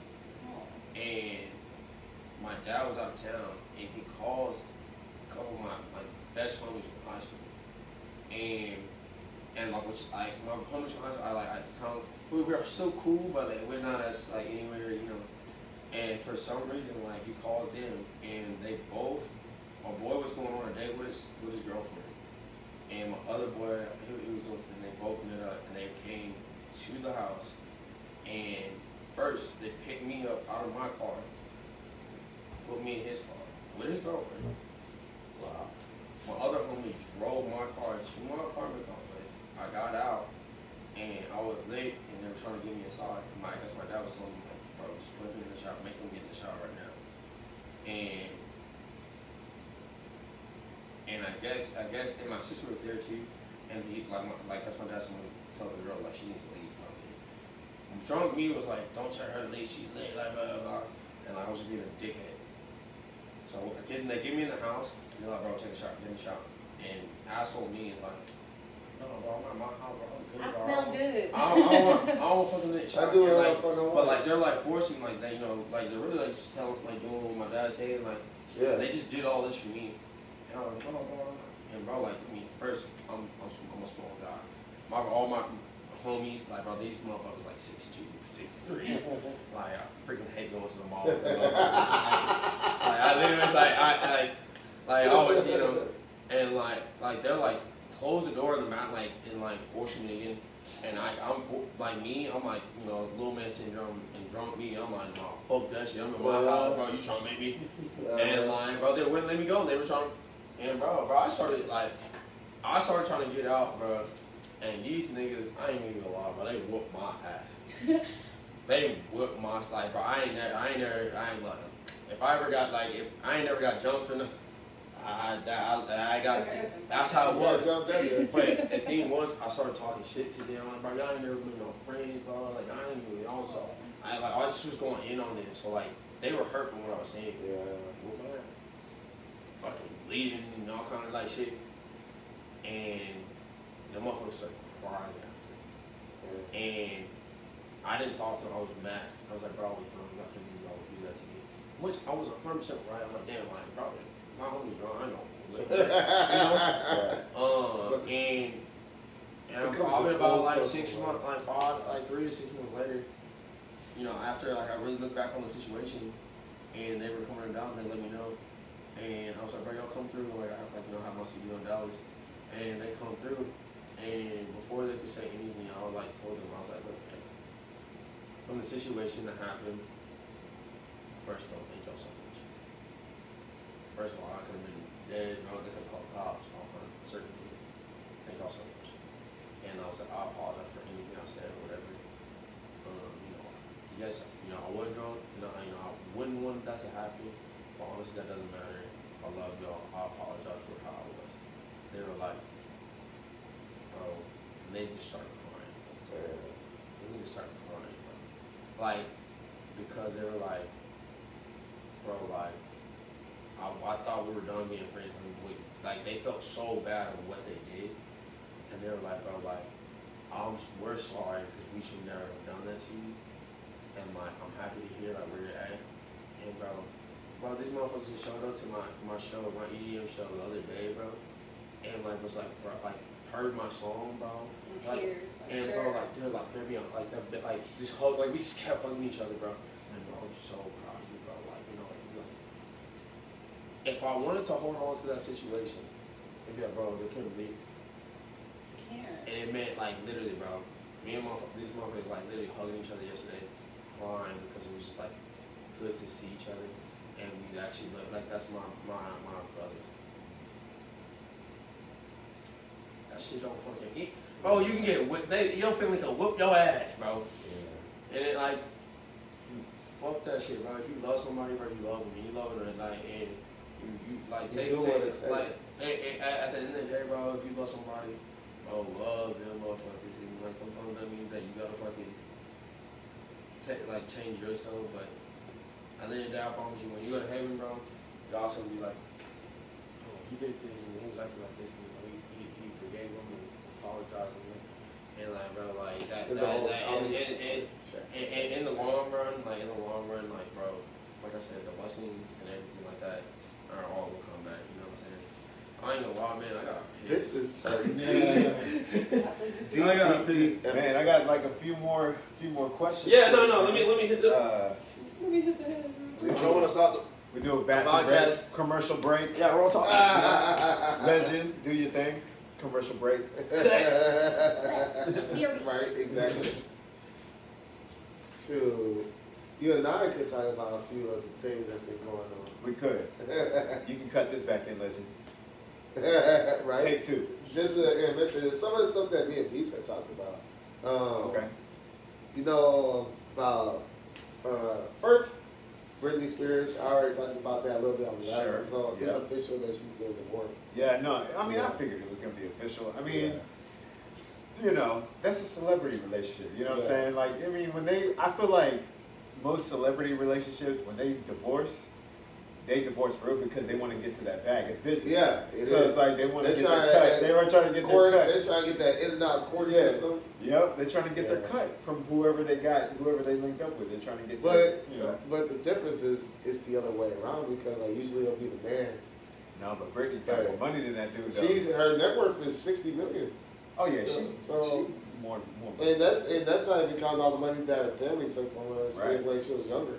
Yeah. That's just what it is now after she could be $100 million. She could easily. Yeah, easily. 100 plus. Yeah. But yeah, her now ex is 29 years old. She's 41. Yeah. And okay. Yeah, I know. Oh, she's one of them. Like Zion. She cougar low key. Yeah, like Zion, the girl that got Zion caught up. Yeah. She was like in her late 30s. You know what Britney's divorce reminds me of the dude? Because the dude's probably going to get something out of it, of course. Yeah, He's going exactly. to get some lucrativeness out of it, right? It reminds me of Stevie J. You know the producer Stevie Yeah. J? His woman? Or from Faith Evans. Yeah. From Faith Evans. I'm going to say his woman. Faith Evans. Yeah. You know what I'm saying? Stevie J got the bag from He Faith did. Evans. Yeah. He did. Hey, City Boys. City Boys. City Boys. That's crazy. You know what I'm saying? Niggas is turning the tables on you, bro. Hey, we collect bags too. Yeah. Y'all want to fuck around and, you know, y'all want this equality shit. Like, Taylor Swift dating that boy from the Lakers, Austin Reeves. And she's dating Austin Reeves? Yeah, she's my age. Austin Reeves like 26. Oh, word. It's a lot more older women dating these younger boys. Oh, Shakira and Jimmy Butler. Yeah, I didn't even that hasn't been announced that. mainstream, but they've been meeting up in Paris, eating dinner, meeting up in fucking, you know, obviously in America, in random places in America, eating, you know what I'm saying? Linking up. Very true. So Shakira, Jimmy Butler's only 33. Shakira's yeah, he's my age too. Yeah.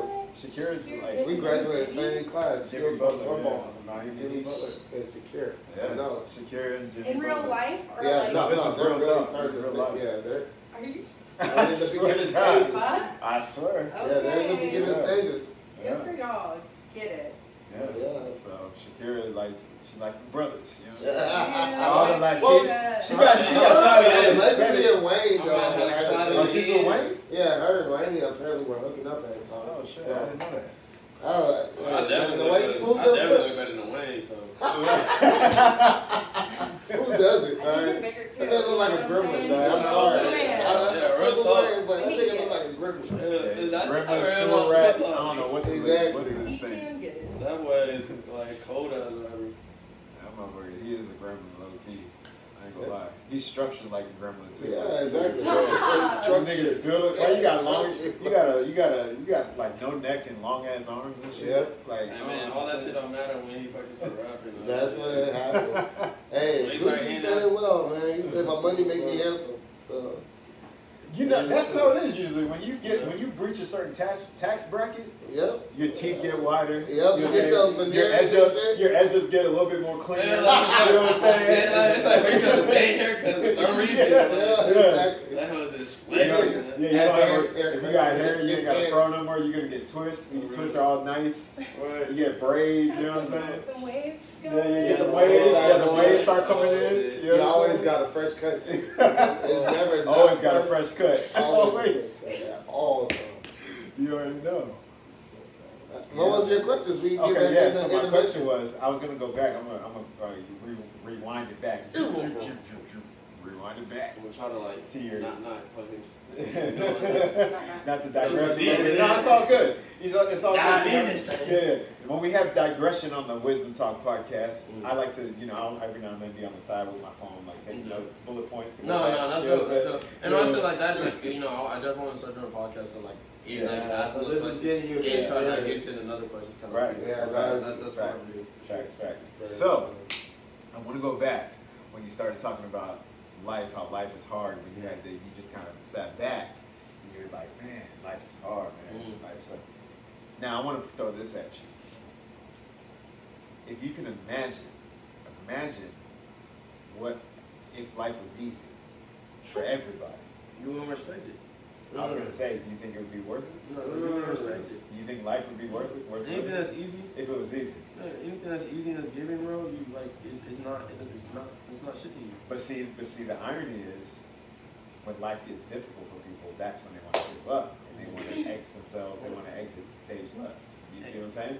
When it's hard. Right. But if it's easy, what is it worth it? Is life worth it? So the biggest thing, I keep saying the gym, bro. Yeah. Build this in the gym, bro. That's my favorite. Like, you go to the gym, bro. Yep. Pushing them weights, you doing squats or lunges. Yeah. How come some people just get a slightly harder life than other people? I'm just wondering. And I'm gonna tell you why. I want to hear it. I'm gonna tell you why. I need an explanation. Yes, please. I have an explanation. Here it is, right? Your life. Do you believe in fate? Not faith. Fate.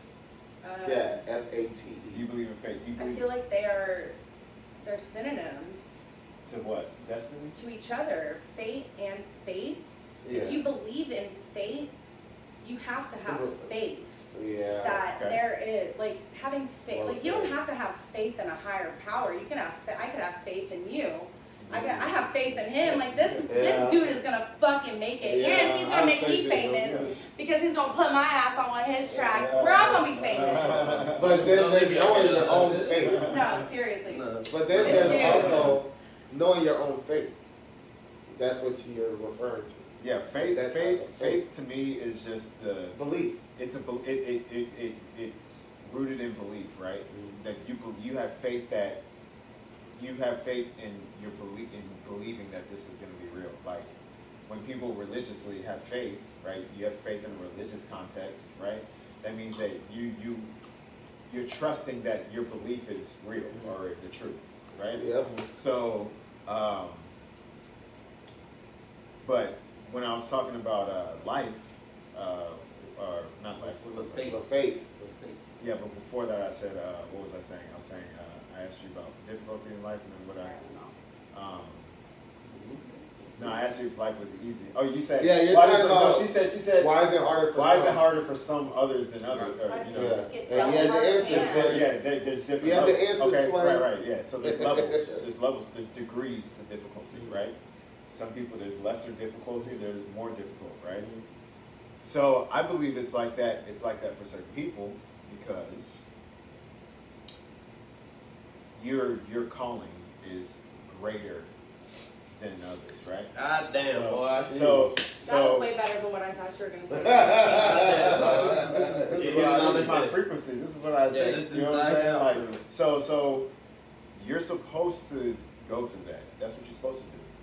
Because you're supposed to conquer it. You're supposed to overcome it, right? Because your path, your journey, your destination, your impact, you're supposed to do something in life. You're supposed to, everybody has a role.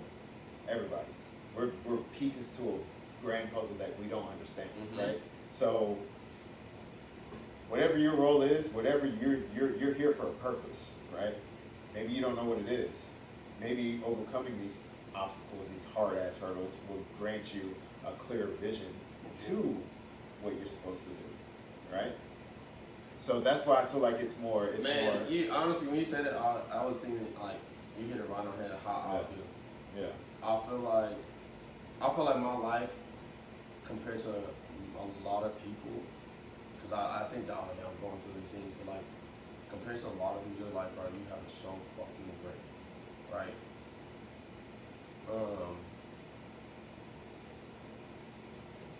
People that don't have it easy. I feel like the more pain you go through, the more obstacles you go through, first the more you learn. The more you learn, the more power and wisdom you have. Knowledge is power. And like you said earlier, people want to give up. But if you can look, and it's fucking hard, but I think if you go through, the more you go through, the more power you have, the more of a calling you have. Because look, if I go outside and I cuss this motherfucker off, and I start this whole energy, that hits their energy, and it also goes to their kids, and then it goes to like other people. It's just like it's a ripple effect. So if you might think it's like, I'm going through this because why am I going through this? I don't deserve this, and you probably don't. Like what you're going through, you don't know at the end of the road what you just changed for this world. And the more that you can look at your pain and you can grow from that and not give up and still be a good person, you might not fully see, but there's gonna be a second that you'll be with a person and it's gonna change the life. I've had and I'm gonna throw it back on me. And it's not that deep, like this is not as much, but I've played songs, cause I've lost close friends that committed suicide. And for some reason, I've was downloading my music, and I was like, this is what I'm feeling, this is where I'm at. And I played a song, and I've had people crying come up to me like, when you played this song, you don't know what did to me. So your pain of what you're going through, sometimes, like I said, you gotta go through pain for pain. And your pain of what you're going through might not be, it might suck for you, or maybe you gotta go through that to become somebody, or maybe yourself. Or maybe or it could be maybe you're supposed to go through that so you can teach others, right? Maybe your purpose is to inform people. Be like, hey, I went through this, so I'm gonna put you on game so you don't have to go through it, right? So, or this is how I was thinking in these X, Y, and Z situations. Right. So, from my experienced trial and error life, I'm giving you gems to not have to go through life. it. I feel like our life is not for us. Right. Your life is not for you. Sure. Right. Yeah. Your life is for absolutely for what you leave in this world, or for others. Legacy. Right. Your legacy, and legacy, and I've gone to places and just, I was a server and just was super goofy and having a good time and people didn't want to fucking talk to me and I had a lady literally start crying at my table and I was like, ma'am, did I do? She was like, my father just died and they brought me out here and I've been so depressed and thank you so much for just giving me some type of even though I wasn't being you gave me some type of joy. You have that's what I'm saying, you take care of it. You have no idea what people are going through, and because like, bro, the more you go through, the more power you have, and the more that you can like fight that power and still be, dog. You're a fucking beast, bro. You're a beast, bro. Yeah, and it, as long as you know, also you learn from experience. I think experience is the best teacher. If you ask me, like experience, there's no other fucking teacher like it. Professor experience. Yeah, no, there's no other. So like, for me personally, like that's been it with me. You know, I've been through some catastrophic checkpoints in life, whether it be relationship, whether it be family, whether it be music, whether it be whatever, and it all goes back to experience. Like, you would be the man learning from today that you are right now and doing this and having good people around you. Exactly. If you didn't go through all those situations. Facts. Like you said, you said that, or you said it earlier. If it was easy, I think of your life would be easy. Imagine. Do you think this would? You think you like this? We would be here right now. The journey. Do you think you would be the person you are? I've had a really tough week, just like getting this stuff together, and I don't even think we'd be here. Yeah. Right, it might have been frustrating when we went to the studio and you might be like, damn, like we get, but like the reason why, it might not have been how you wanted it, but we wouldn't be having this conversation, and it might not have that impact that it really hit for people out here, or maybe you or myself. Everything happens for a reason. Everything is a timing thing, and you just have to like respect it and love it.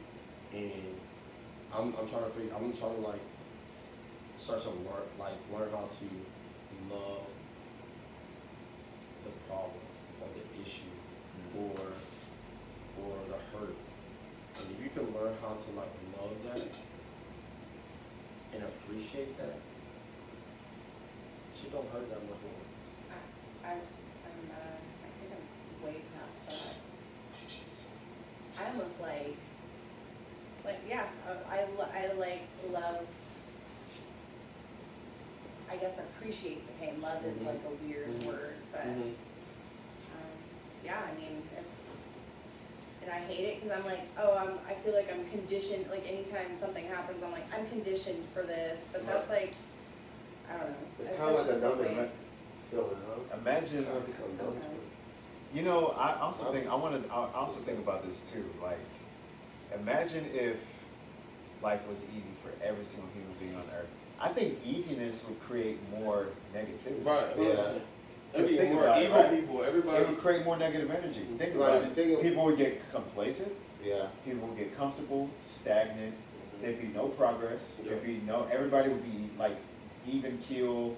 Terms like special would not exist. We'd be stuck. It's just the same. Everybody would be stuck. Yeah. The same old shit. Everybody would be chilling. Like there's no work ethic. There's no It's like just like nothing. the saying, Like it's just privilege is invisible to those who have it. So Right, it's right. like you're just gonna become dumb to Yeah. and just expect I mean, everything. y'all like how all the like time. you've seen like Yeah. athletes that like came from like the fucking hood and didn't have shit. Yeah. And they're like, and then like you like once they made it to the NFL or NBA or whatever they've done in their life, when they have those like talk about those things, like it's not for the people that are already there and have it easy. It's for the people that don't. And that's what I'm saying. In time, you might not see it right now. In time, like look over here, what we're doing right here. Yeah. You know what I mean? You might like 3-4 years ago, like, man, I ain't got it. Like I'm not. But like this is first, and like even if like fuck the stream, fuck the podcast. For us, I'm learning first a lot from speaking about myself, and I've learned a lot from you guys.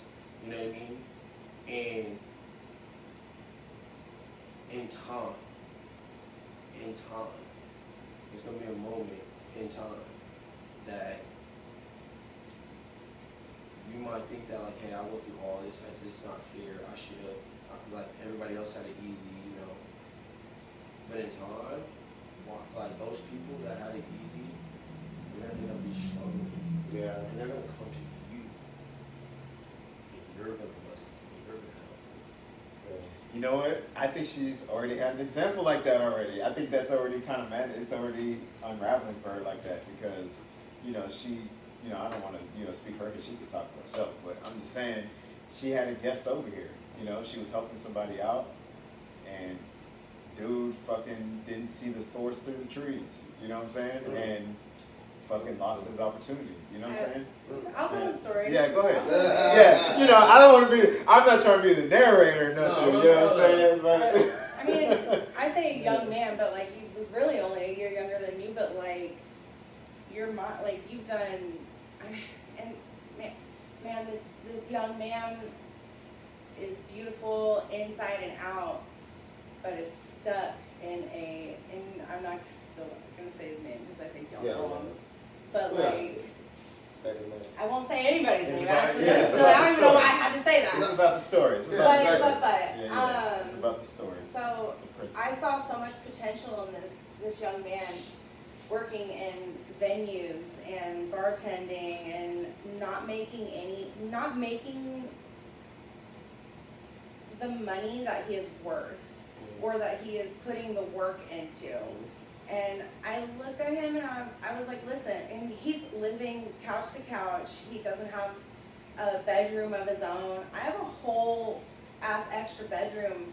I looked at this dude and I was like, how much do you make on your paychecks?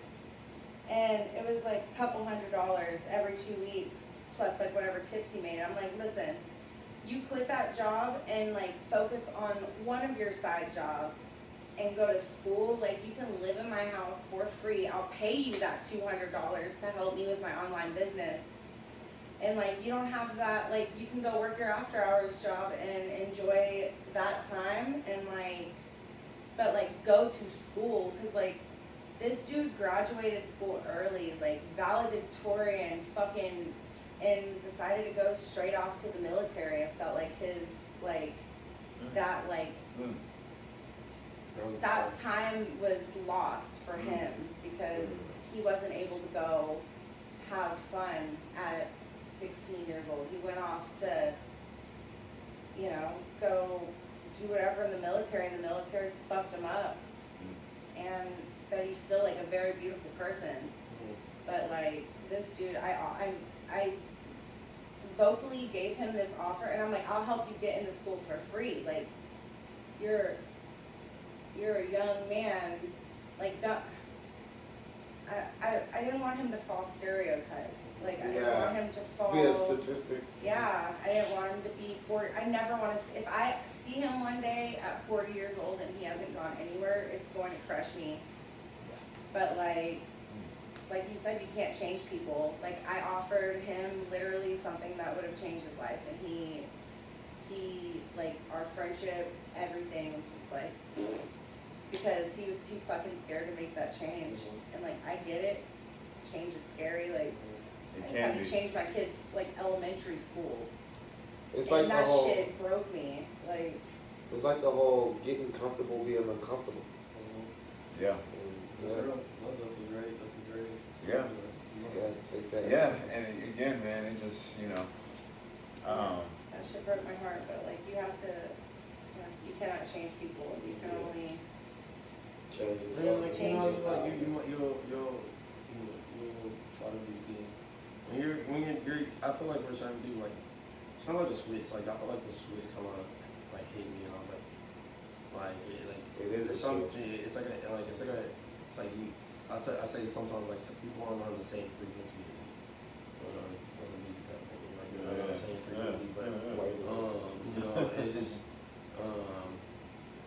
and, you know, in time, like, it's not their time. They're not able to understand, they're not able to respect it, but then you do the right thing, you help them out. And guess what? Maybe they'll, like, come back and be like, damn, I'm fucking sorry, you're right, I apologize. Or not, but guess what? I promise you, even if they don't come back in your life, there's gonna be a time that in their life they're gonna think about when you did try to help and you did give them, like, good advice or whatever, and it's gonna hit them, you know, like, yeah, like, I think about, like, you know, with my ex, there was things that I was saying, and that I was trying to get her to understand that she just was, like, kind of blew off, and I was mad, and I wanted her to be like this, and, like, you know, and, like, I believe with everything, there's gonna be a time that maybe she goes through something, and, like out of nowhere, there's gonna be a certain out of nowhere she's gonna remember when I said a certain thing, and she's like, dang, right. And like, and I don't need the recognition. I don't like, and it's like you don't need the recognition. But the thing is like, it's gonna influence them. It's gonna actually help them without even you knowing, and you get that validation. And like I said, you do the right thing, and it's gonna come. The blessing's gonna start coming to you, and guess what? They're gonna be blessed because when they do acknowledge if they do want to fix it, they're gonna maybe not. They might come back and say it, and that's the craziest thing when like you have somebody that you like try to help out and they like blew you off, or and then they come back out of nowhere, or even if like you see they're going through something and you're there, you still are there. They're gonna be like, they're gonna be like, thank you so much. Like, it's coming. Yeah. He's gonna hit you back up. Exactly. It's funny because I like know when I'm like, I'm gonna hear from this dude today. Of course. And honestly, don't expect, like I said, don't expect nothing from nobody.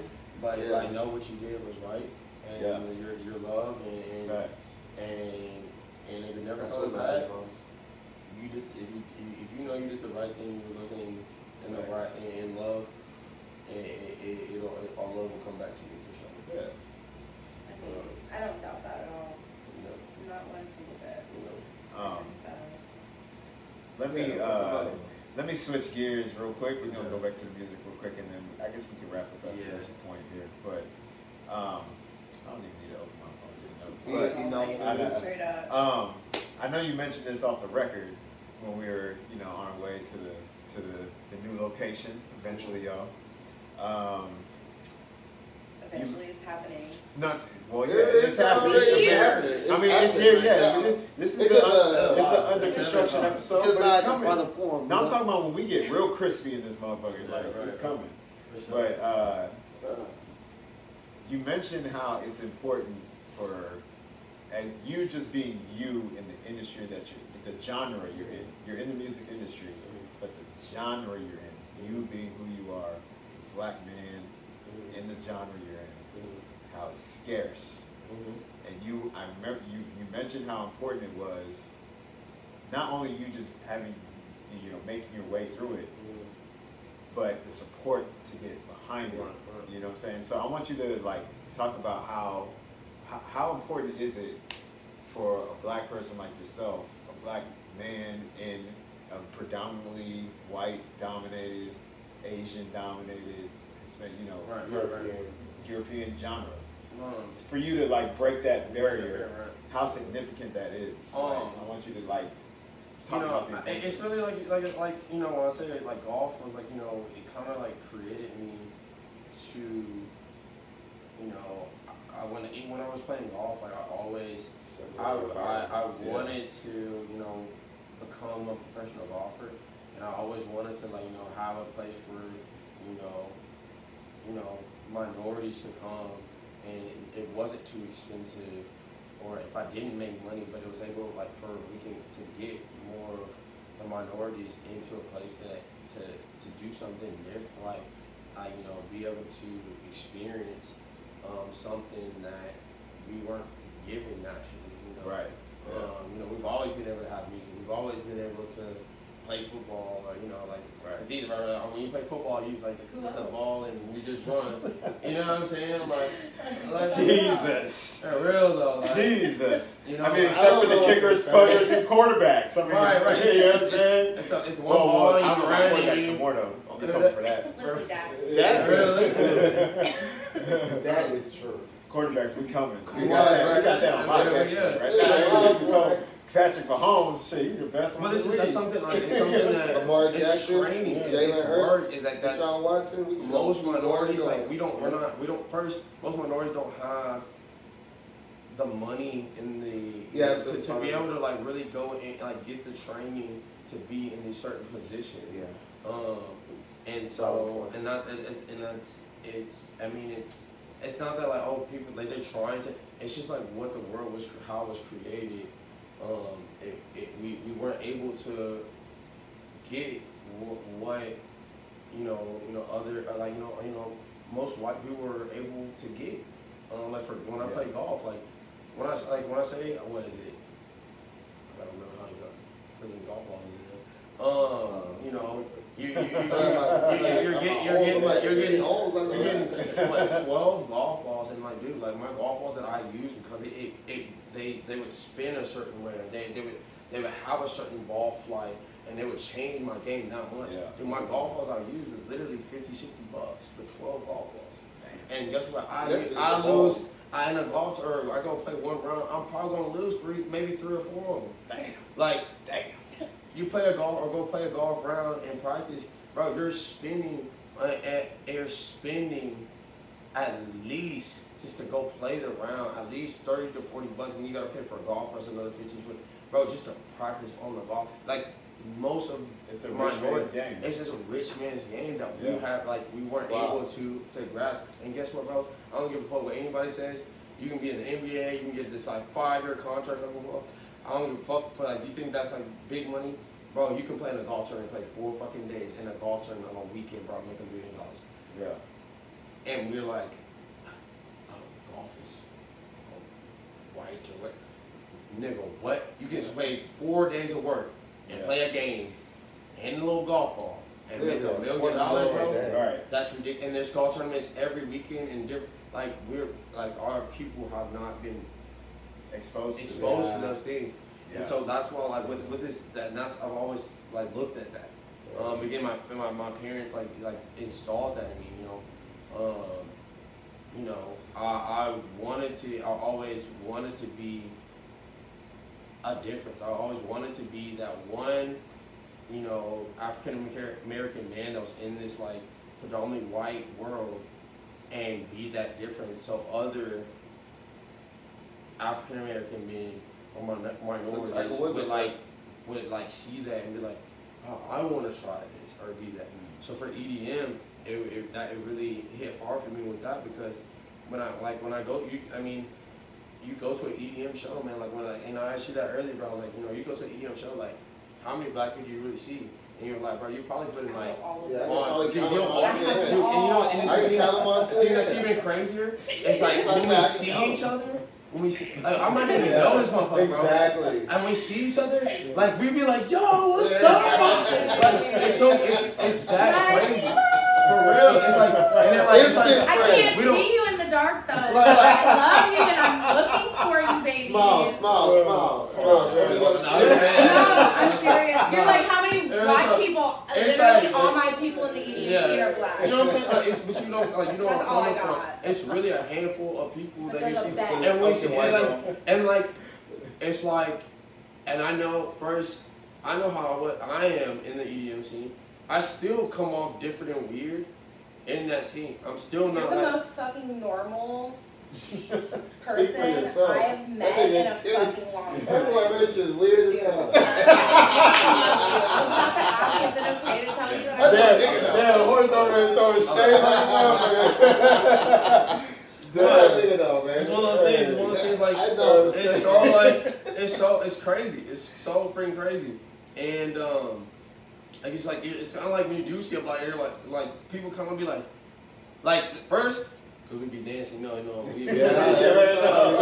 they're all like, oh shit, like, everybody be so hyped, like bro, and like bro, I promise you, bro, even like bro, I promise you, I've got like handshakes and people just like come up to me, they be like, what's up, bro, and it's like not even that, like I don't even know you, motherfucker, but it's like because like they're like, oh, he's a black guy, you know what I mean?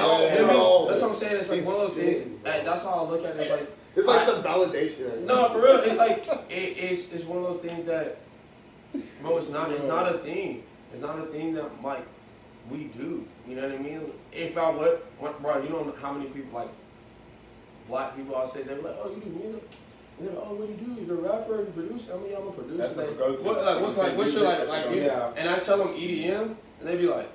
It throws them off. Yeah. Like what? Like if you don't know, they'll be like, I'm like kind of raves and like things, and they'll be like, oh okay, but you mean like techno, like dance house music? You sing, right?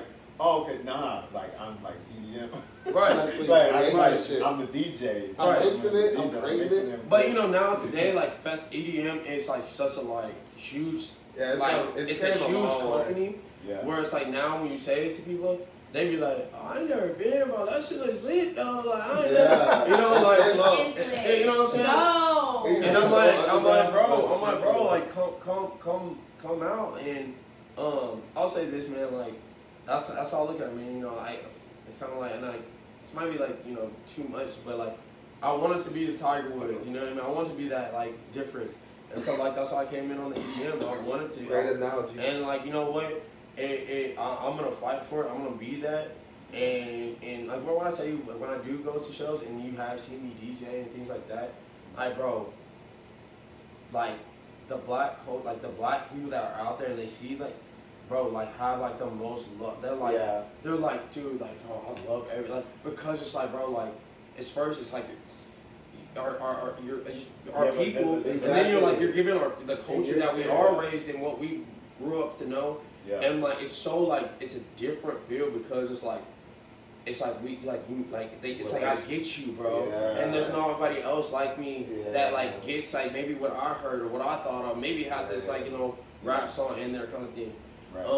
And to me, like that's what I'm fighting for. And you know, I strive to like, I want more African Americans to get into this and try it and do it,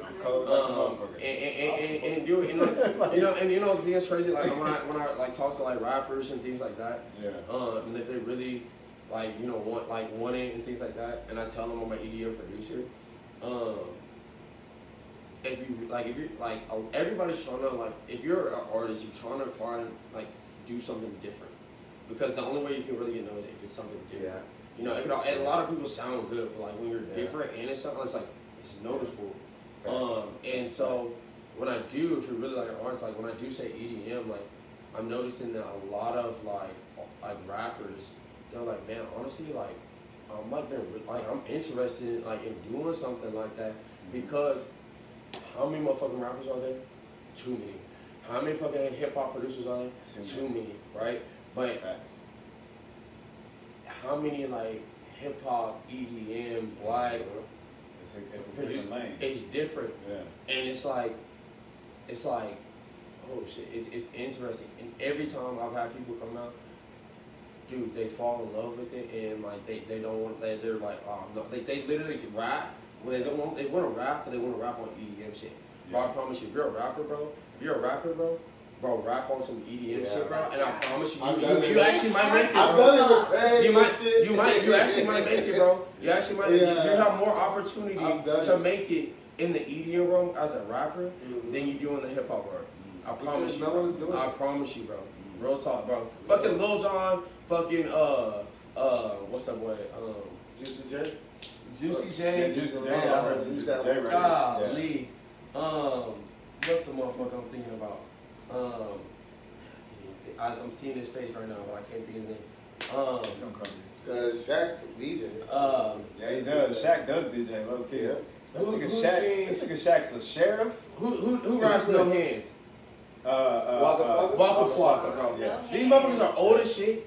Bro, y'all think these niggas are gone, bro? Nah, bro, they're literally rapping on EDM shit. Yeah. And they're like, dude, it's a wave that's not like that people aren't doing. Like people aren't doing, bro. And if you like, bro, you gotta. To me, and that's why I got on EDM, bro. Is because I automatically am different, no matter what. If I went to start like only producing hip hop music, bro, this is how many other niggas are doing this. But in the EDM, bro, how many niggas are DJing and produce? Automatically, before you even hear my stuff, I'm different. And just off of presentation, the visual. And I push like all my culture and my black and my minorities to, bro, try it and like do it and if you do vibe with it, bro, fucking help a nigga out. Real talk. I'm gonna help you out just off the strength, like, cause that's just me being supporting another brother. it's like a black man going to Canada and you just see nothing but white folks. Right. And you finally see that black person. It's like like, Obama. Where you been? It's like Obama, bro. Where you been, bro? It's like Obama as president. Everybody when Obama came as a president, like, bro, like when you ask him, like, man, who you voting for? Obama? Like, bro, why? Because that nigga, I don't give a fuck about his policies. So, the first one, vote, We gotta show that there's a like, chance. share, and repost my song. You know what I'm saying? Real song, bro. We gotta show that we can do it. We got all. I ain't gonna lie, bro. I did that shit. Hell yeah. I was like, yo. Bro, I don't even know. I voted for because it's like, bro. I'm like, maybe the next thing that comes in, I actually might like pay attention. But like for right now, get that nigga in so we can just say we did it. Yeah, exactly. Just to add that to our milestone. Y'all know the comedian Aries Spears? Yeah, of course. The impersonation. This motherfucker made a Bad joke TV about with exactly what you just said about Obama. He was like, you know, it's funny when people talk about, there's two things you can't talk about, religion and politics. People were asking me, I was walking to the voting booth and people were asking me who I'm voting for. Yeah, I think Motherfucker, who do you think? Yeah, exactly. He was like, and they were like, do you know his policies? I don't give a fuck. Pretty much, bro. Nigga, it could have been Gary Coleman. I'd be in the booth. You know what? That's exactly what I got. Yo, that's exactly right, man. He was like, man, let's just get the first nigga in there. Yeah, that's what I literally got to look at that exactly like that, bro. Let's get the first one in there. Yeah, like after that, we can go back to the drawing board. Yeah, we'll go back. You know what I'm saying? We still. But now we have down our list of accomplishments. You know, our community did that. You know, we did it. We overcame all But the scars. statistically, he was still a great president.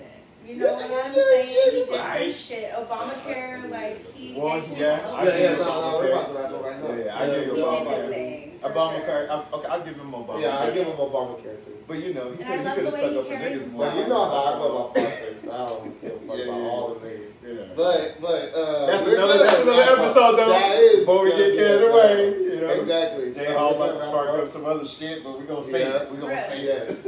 That was a good one though.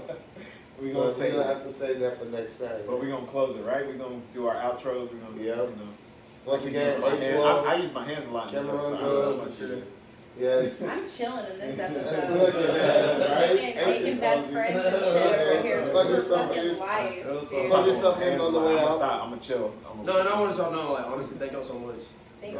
Honestly, like, I Thank thought, you, you know, sir. probably went a little longer than like normal type of thing, but you know, I appreciate everything. That's the beauty of editing, you know, though, man. for having me out. Like, Oh, yeah. I wasn't expecting it, and No doubt. you know, I appreciate it. And like, you know, I see big things with y'all, and like keep pushing Thank it. you.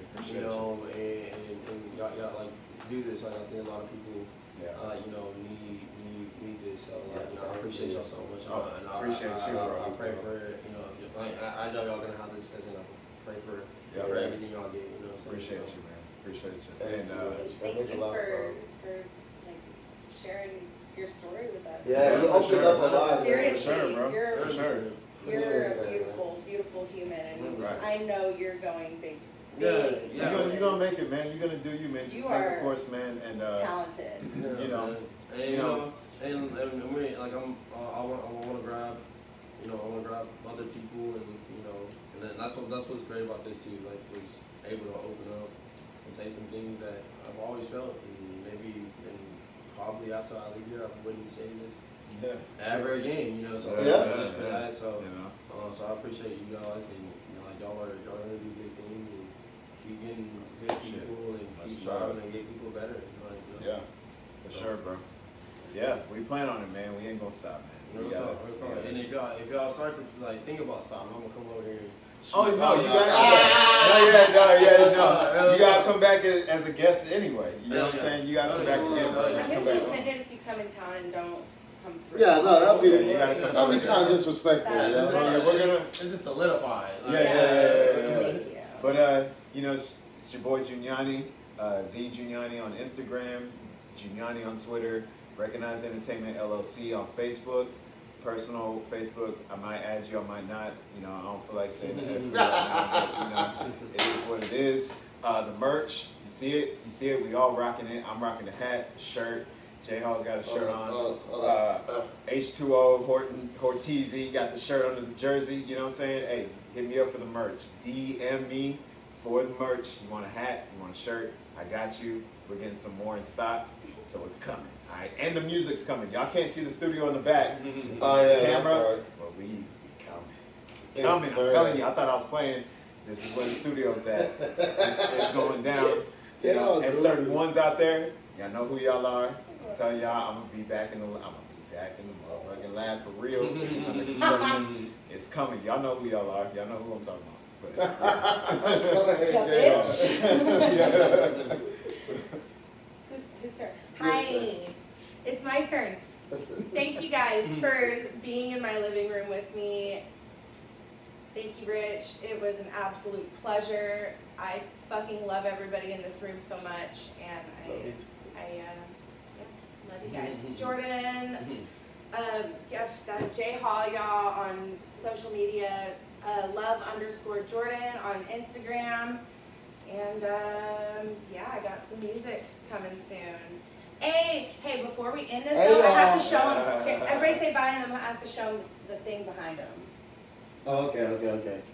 Well, you want to get first? I actually did it first. Oh, did you? Okay, I didn't. But yeah. Well, so I'm good on mine. All right, well, you want to plug anything you got? No, again, I go by Rich, and thank y'all so much for having me out. Love everything that they're doing, and y'all be blessed, and keep loving your heart, and y'all take care of yourself. Thank you. Find him on SoundCloud. Yeah, check out his Rich. SoundCloud. He's gonna be dropping coming, more tracks baby, on we there. coming. Yes, sir. Yes, sir. And then we about to show you. J Hall's about to show y'all what's coming. Under construction, but this recording studio. Oh gosh, my living room. Look at all my daddy's guitars. Here, we can do little. Yeah, Look at my living room. I've put so much love into this place. I'm so happy to share it with the world. That's my kitchen. It's kind of a mess. And this is coming soon. This is the recording studio. There's not much put together, but the walls.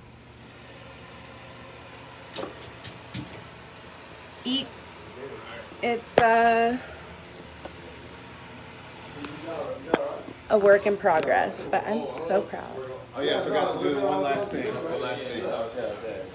Peace. Because you're like